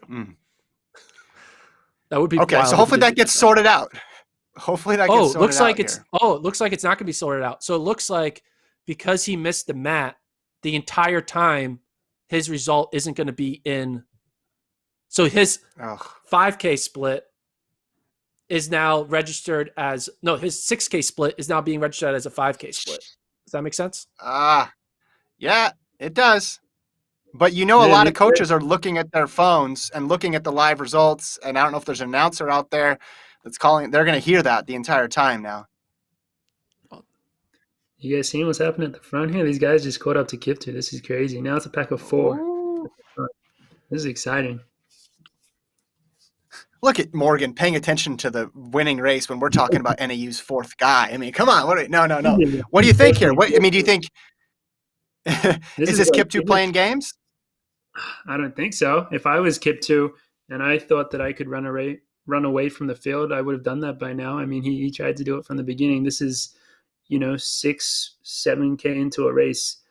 I've only really heard of him going out hard and holding it. I haven't heard of him trying anything else. So I don't think this is games. I think he's got 3 very talented athletes that have caught up to him, and he's maybe feeling it a bit from that early pace. But yeah, now it's a pack of 4 at the front. I mean, anything can happen with these guys. I wonder how far back that NAU pack is, because if they're rolling this last 3K, they could come through, but they might be a bit too far back. I can't tell.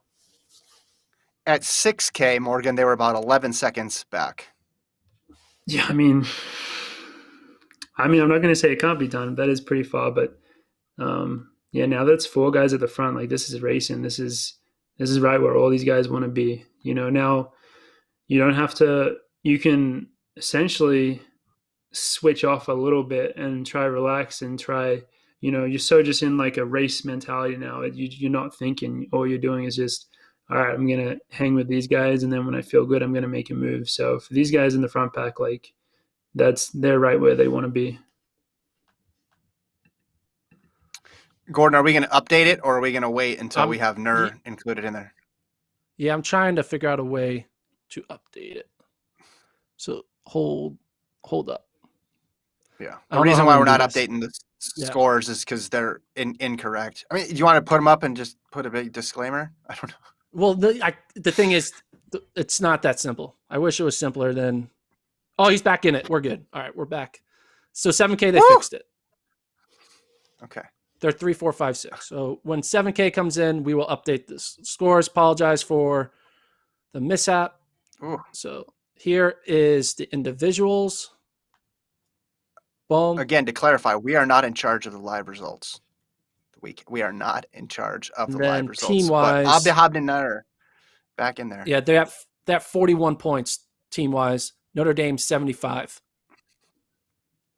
Arkansas in 3rd, 169. Oklahoma State 4th, 176. So much has happened in this race, but now it's back to Mance and Kiptu racing at the front with how do you say the state guy's name? Wild Shoot? Wild Shot. Wild Shot. He's right there on them. And the NAU pack, I'm not sure if you guys saw, but the NAU pack is split up. Those guys are just racing now. They had a few seconds between all of them. And actually, I think it was Blaze Farah that was leading their charge. So they're trying to close and they're going for it, seeing if they can catch some guys in front of them. But they're doing great. It's actually, yeah. Yeah, looks like Grijalva is the 4th guy in that pack, and Farrow is the first one. You'd probably expect that order to be flipped. Yeah, and now they're going up a big hill, and Connor Mance, he's pushing it. This is awesome to see. I don't know if Kiptu likes these hills. I guess we'll find out. See, but they're racing. They're going very hard right now with 3/4 into this race. Notre Dame, they're at 7K, 9, 11, 15, 19, 21, and then their 6th is scoring 25 right now. So they're in an amazing position to beat BYU and be there if NAU slips up. BYU's back in 6th right now. Arkansas is 3rd, Oklahoma State 4th, Stanford 5th. But still a lot of running left, but Notre Dame has put themselves in a really good spot. Nagus is their 3rd guy. Kind of nuts. Yeah, that Notre Dame squad has been good for a few years. In 2018, they were our main competition at regionals, and they had some really good young guys. They obviously have Nagus at the front, but then they had Danny Cure and I think Dylan Jacobs. So they have a really good top 3 guys that have clearly been pushing, and they are doing great right now. Yeah, Kilray was 11th at 7K. Jacobs was 13th. Nagoose 17th.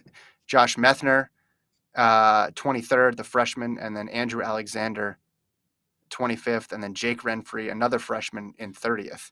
So they're Guys, I I mean, think BYU's turning in an all-time performance, and they don't really have any margin for error. It's a good thing that they're doing it right now.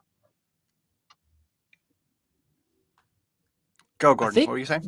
I think Mance might win this race. I thought he was out of it right away when I was like, oh, he made a mistake. He shouldn't have gone. But Kiptu is not shown that he's the best kicker. Mance can kick.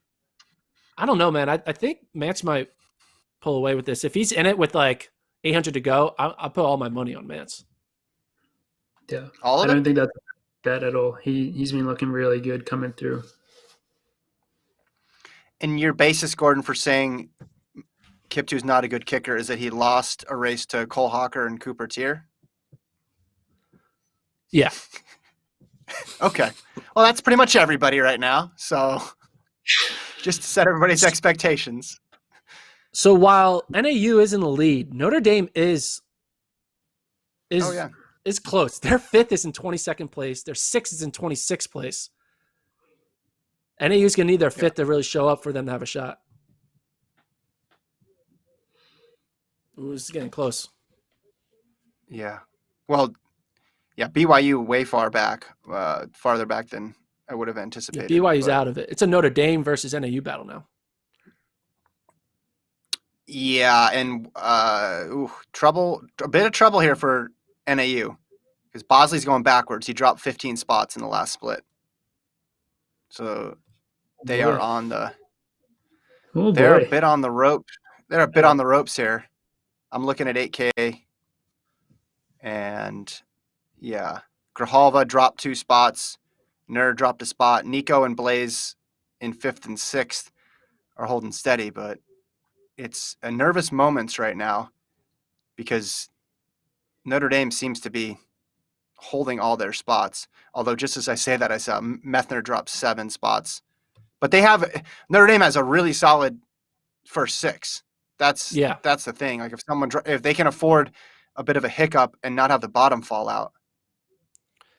Right behind Bosley, though, is Hasty. Hasty's in 41st. So they just need one of Hasty or Bosley to not fall off, and they should be fine. But it's close right now.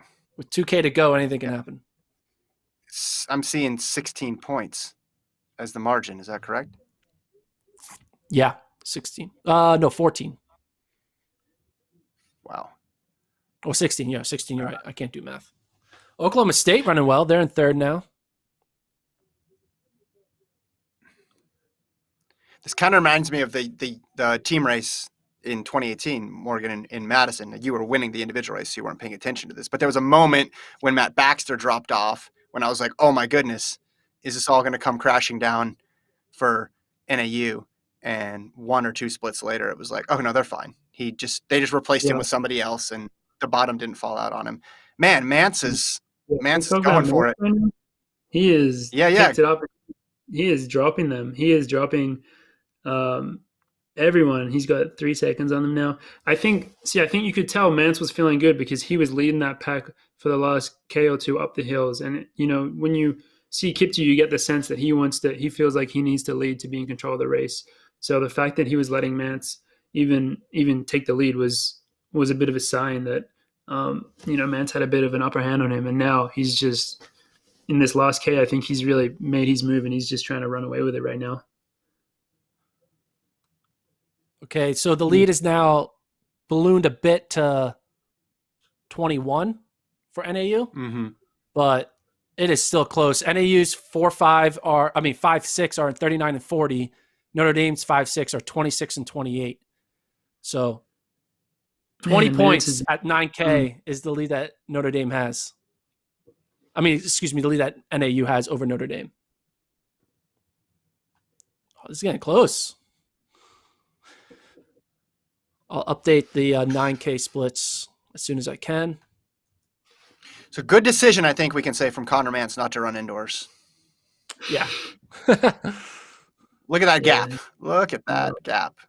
I mean, who knows? Maybe he's tough. Maybe he could have done it maybe he could have done the double, but that's a pretty sizable gap he's got right now. And Yeah. this was No. a good course for him too, I think. It's He very played the impressive. game right. Like he went out with Kipto initially, and then he took his foot off just a little bit, and then he came back. Like you don't see that too often, but he's obviously timed everything perfectly in this race, and he is just absolutely running away with it. This is awesome. He's been in so many NCAA finals and races and been in the mix. You'd think that he has a title already, but he doesn't. This will be his first individual title. He looks around now. He's got to just be thinking, hold it together. Hold it together. You go to the lowest point to the highest point to finish. So it's a tough stretch, but he's going to have time to celebrate here. This is going to end up being a blowout. I did not see that coming.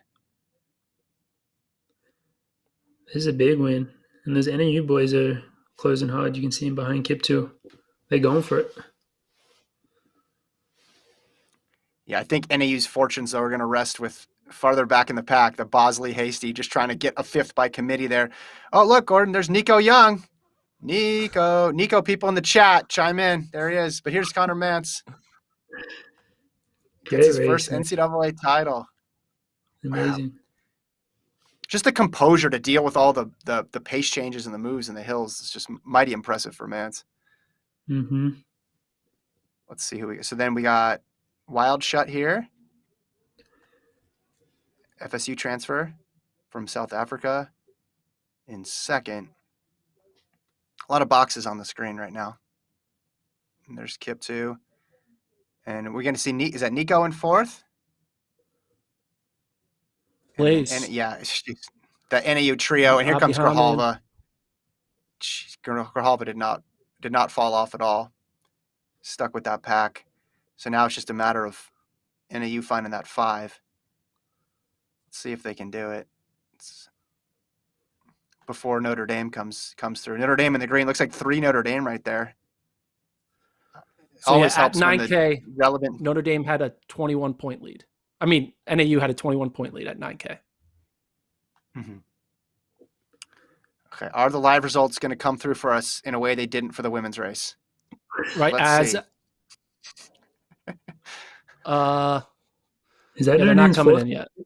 Only 9K times are in. No 10K. Okay, go to the compiled tab. I just got a text. Go to the compiled tab. Nope, it's not there either.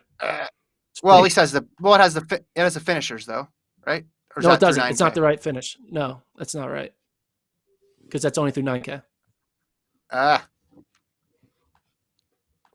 Okay, so we wait again. That looked like Bosley coming across right there, wasn't it? If anybody counted in the chat and was keeping diligent notes, now is your chance. Show off your math skills here. We will update it as soon as. Oh, here we go. NAU won by 27 points, 60. Notre Dame 87.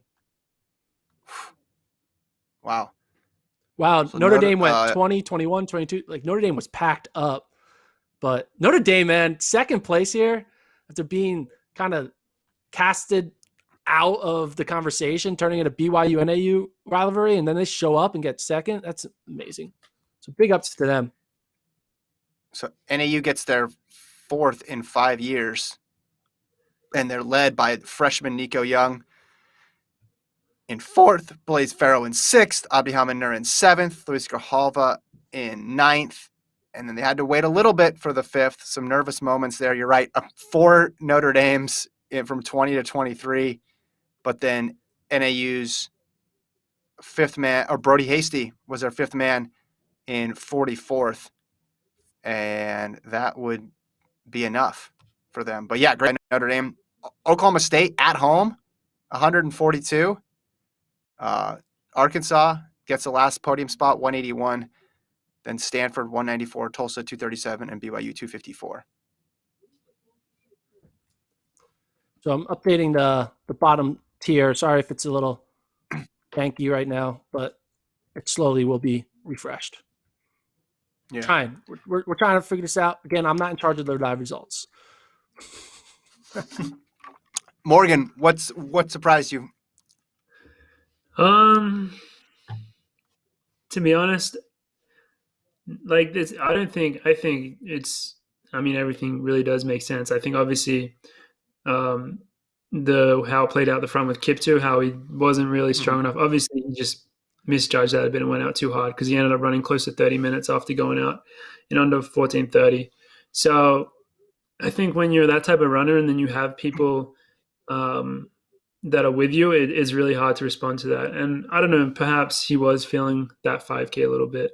Who knows? But I mean, I think he gave his best effort out there. So, Mance coming through for the win, I think, I don't want to say that's a surprise because that guy's so talented and he's shown the way that he races cross country, like he races to win. So that's awesome to him. The team battle obviously was the big surprise, I suppose. You thought that BYU's top three would be mixing it up with that NAU pack, but I think NAU showed today that that's why they win all these races because they're able to have the 3 to 5 guys who just can run and just tear it up and getting those guys all in the top 10. Like not many teams can do that. Have a pack running together at that pace and just be so composed. So that's awesome. And the fact that they have a freshman and Nico Young leading the charge is just like, that's really impressive. That's so exciting for them going forwards. I mean, a freshman coming fourth in this race is always amazing and, really exciting for the future. I think there's going to be some really good races going forwards. I didn't realize that all 3 guys in front of him were a junior as well. So that's a little surprising to me, to be honest, but that means there's going to be some great races coming through. But yeah, that was awesome. This was in a way that NAU performance that you thought might happen in Terre Haute with that many people packed in and just, okay, the individual race isn't theirs, but they're able to just pile up a bunch of guys in the top 15. For BYU, they got obviously a great race from Connor Mance. Casey Klinger was 12th, and then their next point score didn't come until 69 and then 70 and then 102. So not their day outside of the top 2. And it says in the chat here that Garnica dropped out. I haven't confirmed that yet, but that would probably, I only see that they only have 6 finishers. So obviously a blow for them. That they weren't going to beat NAU today, but that definitely could have lopped a ton off their team score, maybe put them in podium position. I'm impressed with what Arkansas did. They came back from going all in on indoors. They thought they could podium indoors, came out disappointed, finishing like 8th, 9th, or 10th. I forget where they finished. And then come back here with there were teams that scratched cross country. They're like, we're going all in on indoors and we're not even going to try cross country. They tried both and they were rewarded for giving a second shot at XC and coming away with a trophy. Like, Oregon didn't do this. I mean, the Arkansas women didn't do this, but the Arkansas men decided to do it, and it worked out. So big ups to Coach Bucknam of Arkansas. Their team, it's going to be scary if they're fresh. Next year, if they return all their guys, they're going to be able to challenge NAU and Notre Dame here, I think, for a title if they're all fresh. So, and Oklahoma State. Dave Smith, I'm sure he's thrilled. They were Oklahoma State looked good early on, kind of fell off a bit, but now, I mean, getting third on your home course, I mean, Morgan, you know what that's like, getting to host a trophy on your home course. I'm sure Dave Smith is thrilled to do this in Stillwater. It's amazing. That's like, there's no better feeling. And I should have also said big surprise Notre Dame because I did not expect them to be that good. But if you look at their top 5, even that top 6, if you tell me a team would have their 6th man being 31st or whatever he ended up finishing, like that's crazy. And I think they probably have most, if not all of their guys coming back as well. So they'll be so pumped off this. And they just need that pack to just move forward just a little bit over the next year. And they'll be really, really in the hunt for the win. I mean, they were in the hunt for the win today, but they could win that title next year for sure if they can stay healthy and have another shot at it.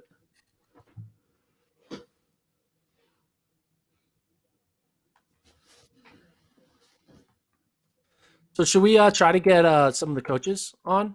I think I can try to get Gilgit. Yeah, let's see who we can find in Stillwater, if anybody. Morgan, you want to hang with us? Yeah, if you want to. Or are to. you gonna go double? Or you got to go do it. I need to get running. Ice your ankle. I'm running 7 times today, so I need to get in my 4th run of the day right now. But it was an absolute pleasure. That was an amazing race. I love cross country so much. So thank you so much for inviting me and letting me do this with you guys. Yeah. And tell people one more time how to watch your YouTube channel and all that stuff. Just look me up, Morgan McDonald on YouTube. Check out my videos, subscribe, leave a comment, whatever. It's just a lot of fun. So hopefully you enjoy it. But yeah, thanks again for having me, guys. Thanks, Morgan. Appreciate you taking the time. Thank you, Morgan. Hey. You're live. You're on live. Okay. Sorry. How's it feel? No. It's a little We can hear you. Okay. We can hear you. How's it feel? It feels pretty good. Feels pretty good. I'm just so proud of them. Like that was unbelievable, and they just did it in such a dominating fashion, with so much confidence, yet so much composure for a pretty young team. You know, this team looks so different than what we had last year as far as experience goes. Whitney Orton having 4 weeks of preparation with 4 workouts to do what she did today. That was, I'm just really proud. Great weekend. What were you thinking? What were you thinking the last kilometer? I actually was like almost hyperventilating. I knew we were I felt pretty good with where our 4 and 5 were. We were like 33rd and 40s, or 35th and like 45, and ended up 33 and 41. So when your top 3 are in the top 20, even with Whitney coming back, I knew there was enough of a gap that she probably wouldn't fall too far back. And then, wow, Sarah Musselman and McKenna Lee, huge performances by those women. And then we had to wait for the official score, so I was trying to just stay calm, but based on numbers, I was pretty confident that they got it done. This has been a crazy 3 or 4 days for you and your athletes.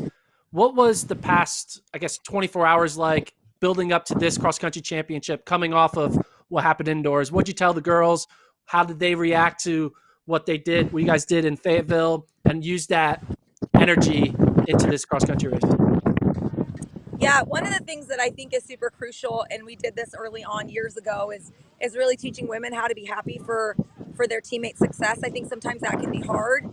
And so all season long, as I separated the teams back in January between our indoor team and our cross-country team, and they didn't practice together the entire time, but they were celebrating each other's successes and actually getting momentum from the other team. And so I think what we did in Fayetteville a couple days ago, our women's team was so pumped for it, and I think it just set the tone for the weekend. Like, okay, we're a part of this sisterhood too, and we're now going to go out and do great things. With the way rankings work this year, it was a little different with how people made the meet. And so when we came here back in October, and then again when we ran in Vegas a couple times, I talked to the women about, like, we're the team that has the gold, and these teams are gonna try to beat us because they got to get the gold to get to the meet. And so about a month ago, I just thought, okay, well, this for nationals, I kind of switched it on them. I was like, okay, now nobody has the gold, right? And we got to be gold diggers. And so that was kind of just like the last 1K. It was like, get the gold. And I mean, I had like gold coins last night at the meeting with chocolate in them, and just like, we really just, they were gold diggers out there. So that was kind of our mindset coming in. It's like, go get the gold. And that didn't mean the win, because you can there's so many variables when it comes out here, and I'm one that doesn't ever really like to talk about outcomes. You guys know that because you all been texting me, and I've been trying to stay very humble and but yeah, I think just the process of getting the gold in the race, that mindset is you just saw women digging deep. So last year, not even last year, I guess, go back to 2019, you guys narrowly miss the cross-country title. You lose by 6 points with a really loaded team up front with some people who didn't have any cross-country eligibility left, Erica Burke and Courtney Frerichs. Then you go to indoors. You guys have a shot at the DMR, some redemption there. Obviously, the meet gets called off. We've all seen the video, how your group was in tears. From those moments to now, this 3 days, when you guys just did something that was frankly phenomenal with the DMR, the 3K, and now the cross country title. How, when you look back on it, how did you guys pull all those pieces together to get to where you are right now? Honestly, I think that this isn't just something we did the last 2 months. I think for the last 365 days, these women have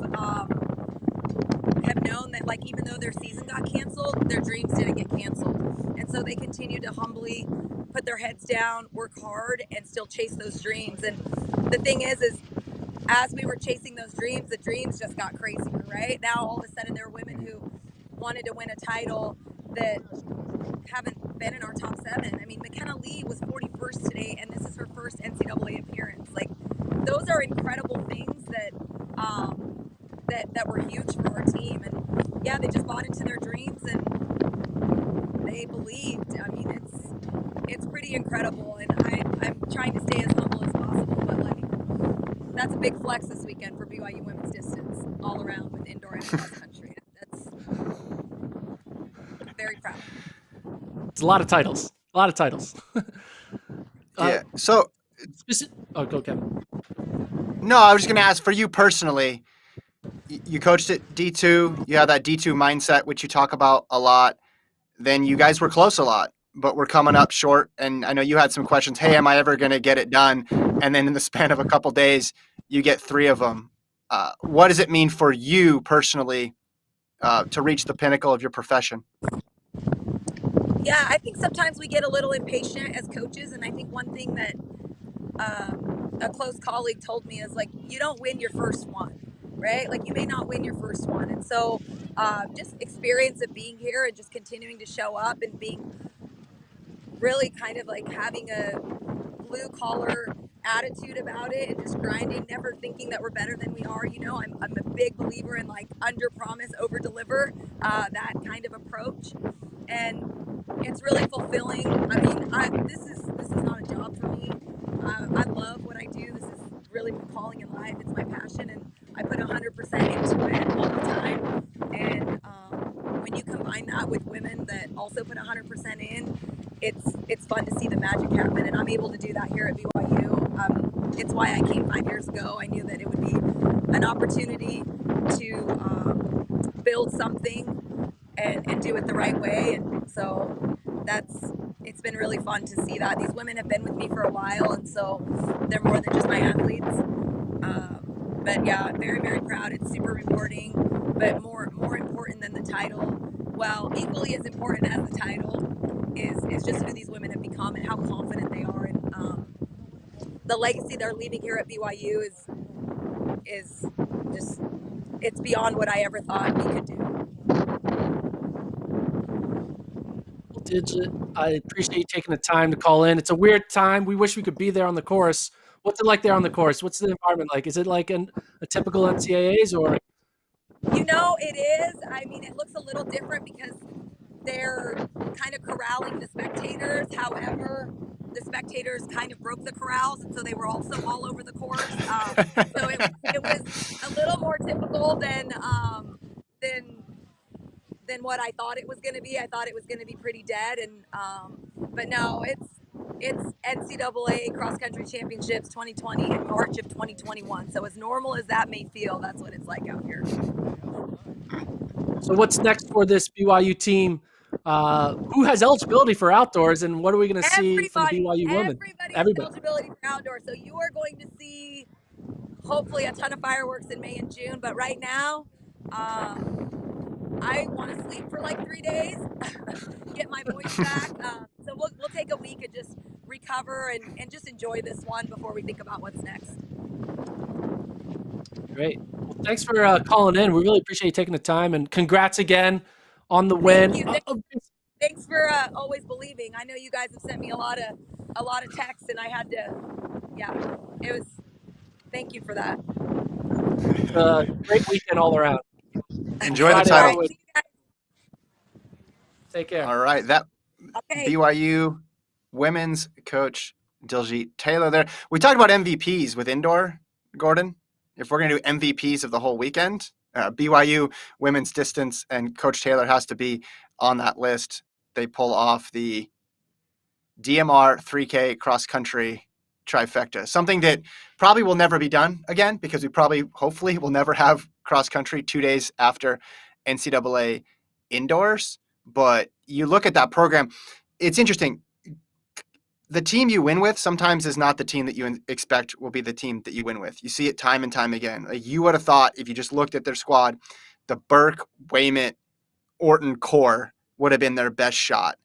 And then the next season when we have a championship, they lose 2 of those pieces, and that's the year that they end up winning. I mean, the sport obviously is so unpredictable. Sports can throw a wrinkle in things all the time, but just incredible that this was the year that they ended up getting the title and on top of the 3K and the DMR. Just big weekend for BYU women. Yeah, it's couldn't have gone better to plan. I mean, I guess technically they could have itched a few more points in the mile and 800 and maybe a podium indoor, but I think if you told anyone on that in that program a year ago when nationals was canceled indoors, outdoors was canceled, it's like, hey, next year you're gonna be cross country champions, DMR champions, you're gonna win the 3K. You take that any day of the week. So she gave a little bit of insight. She gave a little bit of insight too into Orton saying what she'd only had 4 workouts essentially, and one of those workouts is going to be live on the site. Let's go next week. Mike. Gordon's got his guy. Mike, you're live. How are you feeling? Hey guys, we're feeling pretty fantastic. Really proud of our guys today. What was going through your mind once you saw the race develop and you saw that your core 4 were up there kind of together the entire race? Hang on one second. I got to babysit some guys. Hey, guys, can you make sure they go over here? Still coaching. He's still coaching. Still coaching. Coaching never stops. What was your question? What was your reaction when you saw the race develop the way it did? There was a lot of unknowns, but when you saw your guys get comfortable midway through that race, how were you feeling? I thought we didn't get out particularly well, but I think what was great is they corrected their position, and so by 2K it was about right. They said they knew it was gonna be hard, and they said it was harder than they expected. That guy's like crying and they were in pain. Very, very physically challenging race. Got hard, they said, at 5K.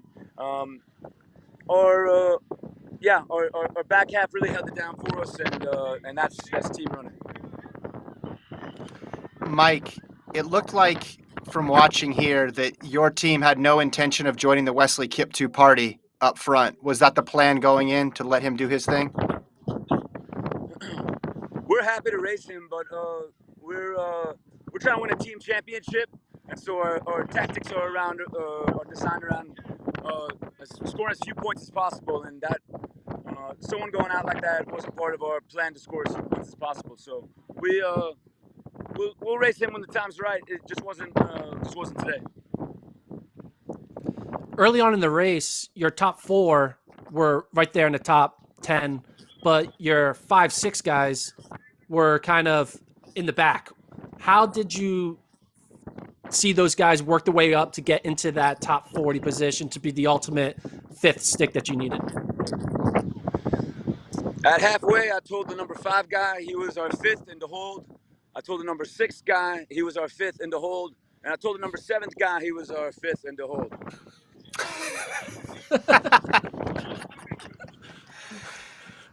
What? A lot of pressure. Did you see anything in the women's race? Did you see anything in the women's race, Mike, that informed your message for the men? It was that women's finish line was carnage, and it was there was a lot of panic that was occurring with that level of discomfort, and I just knew that this was going to be managing your thoughts. There was no way you could run this course at 7-minute pace and it would be uncomfortable. this was going to be about managing your mind, and just seeing people crawling in and needing medical attention and things like that. It's really important just to be managing your thoughts. You've been to a bunch of cross country championships. You've seen the highs and lows. But how did it feel being able to see Luis Grijalva and Blaise Farrow kind of put an end to their collegiate season with a win, especially after what happened last year and with COVID taking away their opportunity for redemption? Yeah, I'm so happy for those guys. What we do here at NAU, there's a lot of eyes on us.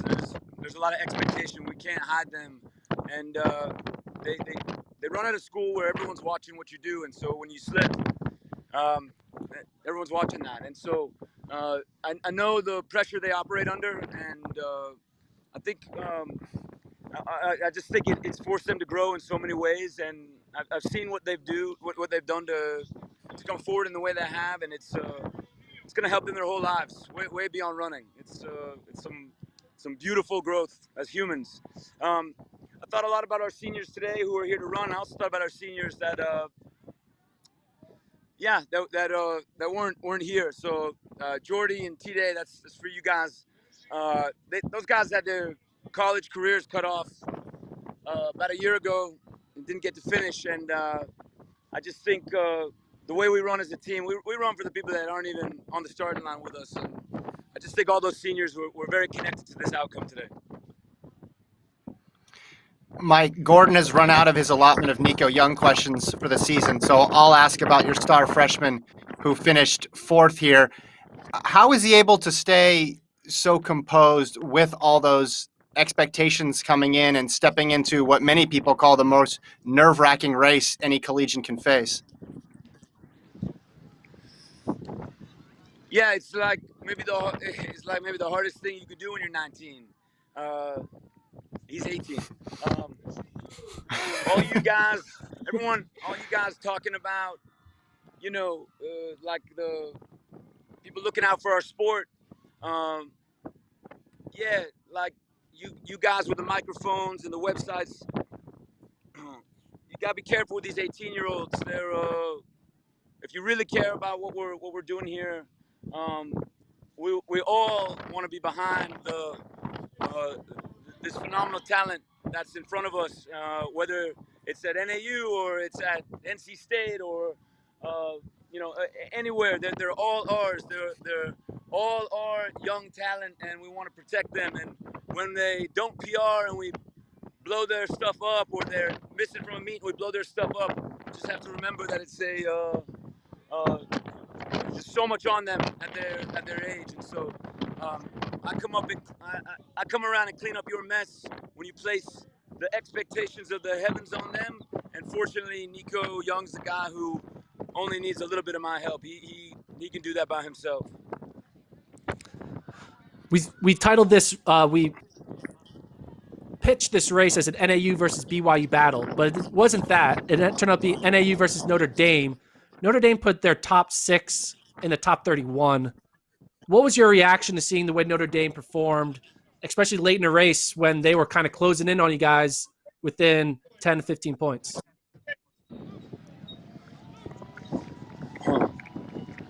That's a team that we know is I don't know. We watch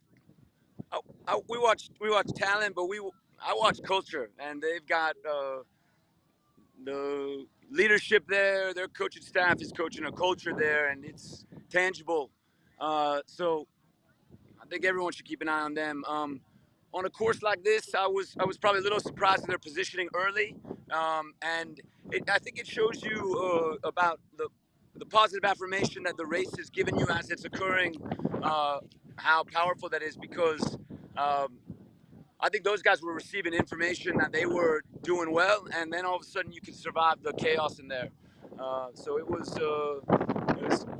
pretty remarkable. Look at these guys. Hey! Hey, we gotta go. We gotta go, man. We gotta go celebrate. We gotta go celebrate. All right, go celebrate. Thanks so much for taking the time. Congrats. All right. There you go. There you go. Yeah. And he's Mike Smith. there, giving us firsthand account. They got title number 4 there. And if you look at the all-time list, Gordon, for the men, that moves them into a tie with Oklahoma State, Stanford, and Villanova.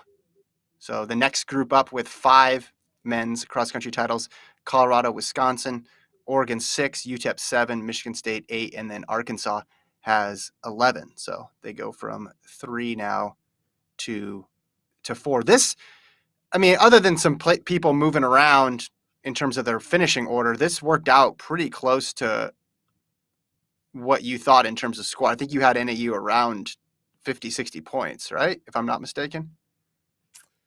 Yeah, I could probably find what I had the final score of them, but yeah, I had them being about a 100-point favorite over the next team. The one thing I just didn't have is Notre Dame putting together the race that they put together. I don't think anyone had that. Maybe they did it internally and they knew, like, hey, because if you look at how they performed at the Nevada meet, they weren't putting up a performance that said, oh yeah, we're going to be neck and neck with NAU in the final K. And they just knew how to time their season perfectly. Their choice to say no to the DMR, no to Nagoose in the 3K, it was a great decision. They don't finish this well if they have fun in the DMR and try to win a 3K. And you got to, I think, Yair Nagoose and his teammates, they were like, hey, let's get our, I mean, has Notre Dame ever podium before? I'm not sure. That would be a hard stat to look up. But I think this has to be the highest finish Notre Dame's ever had in a cross-country meet. And it paid off. So, yeah, I think things kind of happen normally, except for that Notre Dame just showing up well. Oklahoma State also ran well too, but Notre Dame, they gave NAU a run for their money. Yeah, you're right. And just, I mean, the strength of that group, and to think you have 6 All-Americans in there as well too, right? The 6 scored 31. My results just went down here. But where was their 6th guy in terms of raw score? I'm sure it was in the it was 36th. Yeah. Josh Methner there. Yeah. So, I mean, pretty well executed there, all in all. So, man, any do you want to do final thoughts now? Yeah, I guess so. This has been a while. First of all, thanks for joining us. If you guys were watching this, got the enjoy watching the two championships, kind of second screen experience with Morgan and Courtney, and then getting some interviews with the coaches. This has been fun. Subscribe to the podcast channel. That's all. That's what it's all about. It's all about getting that subscribe button hit. But my final thoughts are, NAU is back on track. I think if they would have lost this race, I think there would have been a narrative about, hey, they don't got it anymore. But I think them winning this race in this fashion kind of turns last year's performance into a blip, as opposed to like a solid like point on the resume. They've won, and then they won, and then they won, and then they got second, and then they won. I think that's pretty good. So I think NAU going into the next few years is going to continue to be that top peg on the tree. Well, that's not a good analogy, but that top mark that everyone's going to be chasing. Notre Dame and Oklahoma State are still going to be there fighting the top. Yeah. So that's my main takeaway from the men's race. And on the women's race, BYU, probably the greatest distance weekend any women's team's ever put together. I mean, Oregon was the talk of the men's distance, but Oregon wasn't even here. BYU was the talk of the women's distance, and then they came here, and then they won. So BYU overall, women, probably is what they did, I feel like, is even more impressive what the NAU men did. Because NAU men were focused on this one thing. BYU had that depth where they had 2 different teams.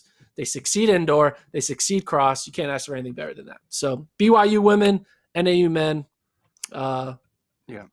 they were both ranked number 1 by me, so they won. So I feel good. I got 2 for 2 on that. So that's pretty good. Good. According to Gordon's estimates, Mariah in the chat says Notre Dame won the title in 1957, which is true. Okay. So not their highest finish, but still, I mean, second highest to score. Well, and 87 points. They put out just a tremendous effort there. Like I mentioned, just nothing more that they could have done. Just ran up against a really good NAU team who, again, is bringing back, some key pieces like Young, like Abdelhamid Nur, Bosley, Hasty. Now they have guys who have won a national title, which is big in terms of experience and building on what you had before. If they didn't win it this year, it would be 2 years. So then you have the leaders of the program who don't have that experience. So it sets up for a pretty good fall season. Leave it there, I guess. Thanks everybody for tuning in. Remember, subscribe to the FloTrack podcast YouTube page if you haven't yet. Please subscribe. Thanks everybody for putting the comments in. Thanks to Morgan McDonald and Courtney Frerichs for joining us, as well as the winning coaches Diljit Taylor and Mike Smith. Thanks to Alon for all the producing this weekend. Big shout out to Alon. Kazoos all around. Email us flotrackpodcast@gmail.com. We'll talk to you guys on Wednesday. Woo!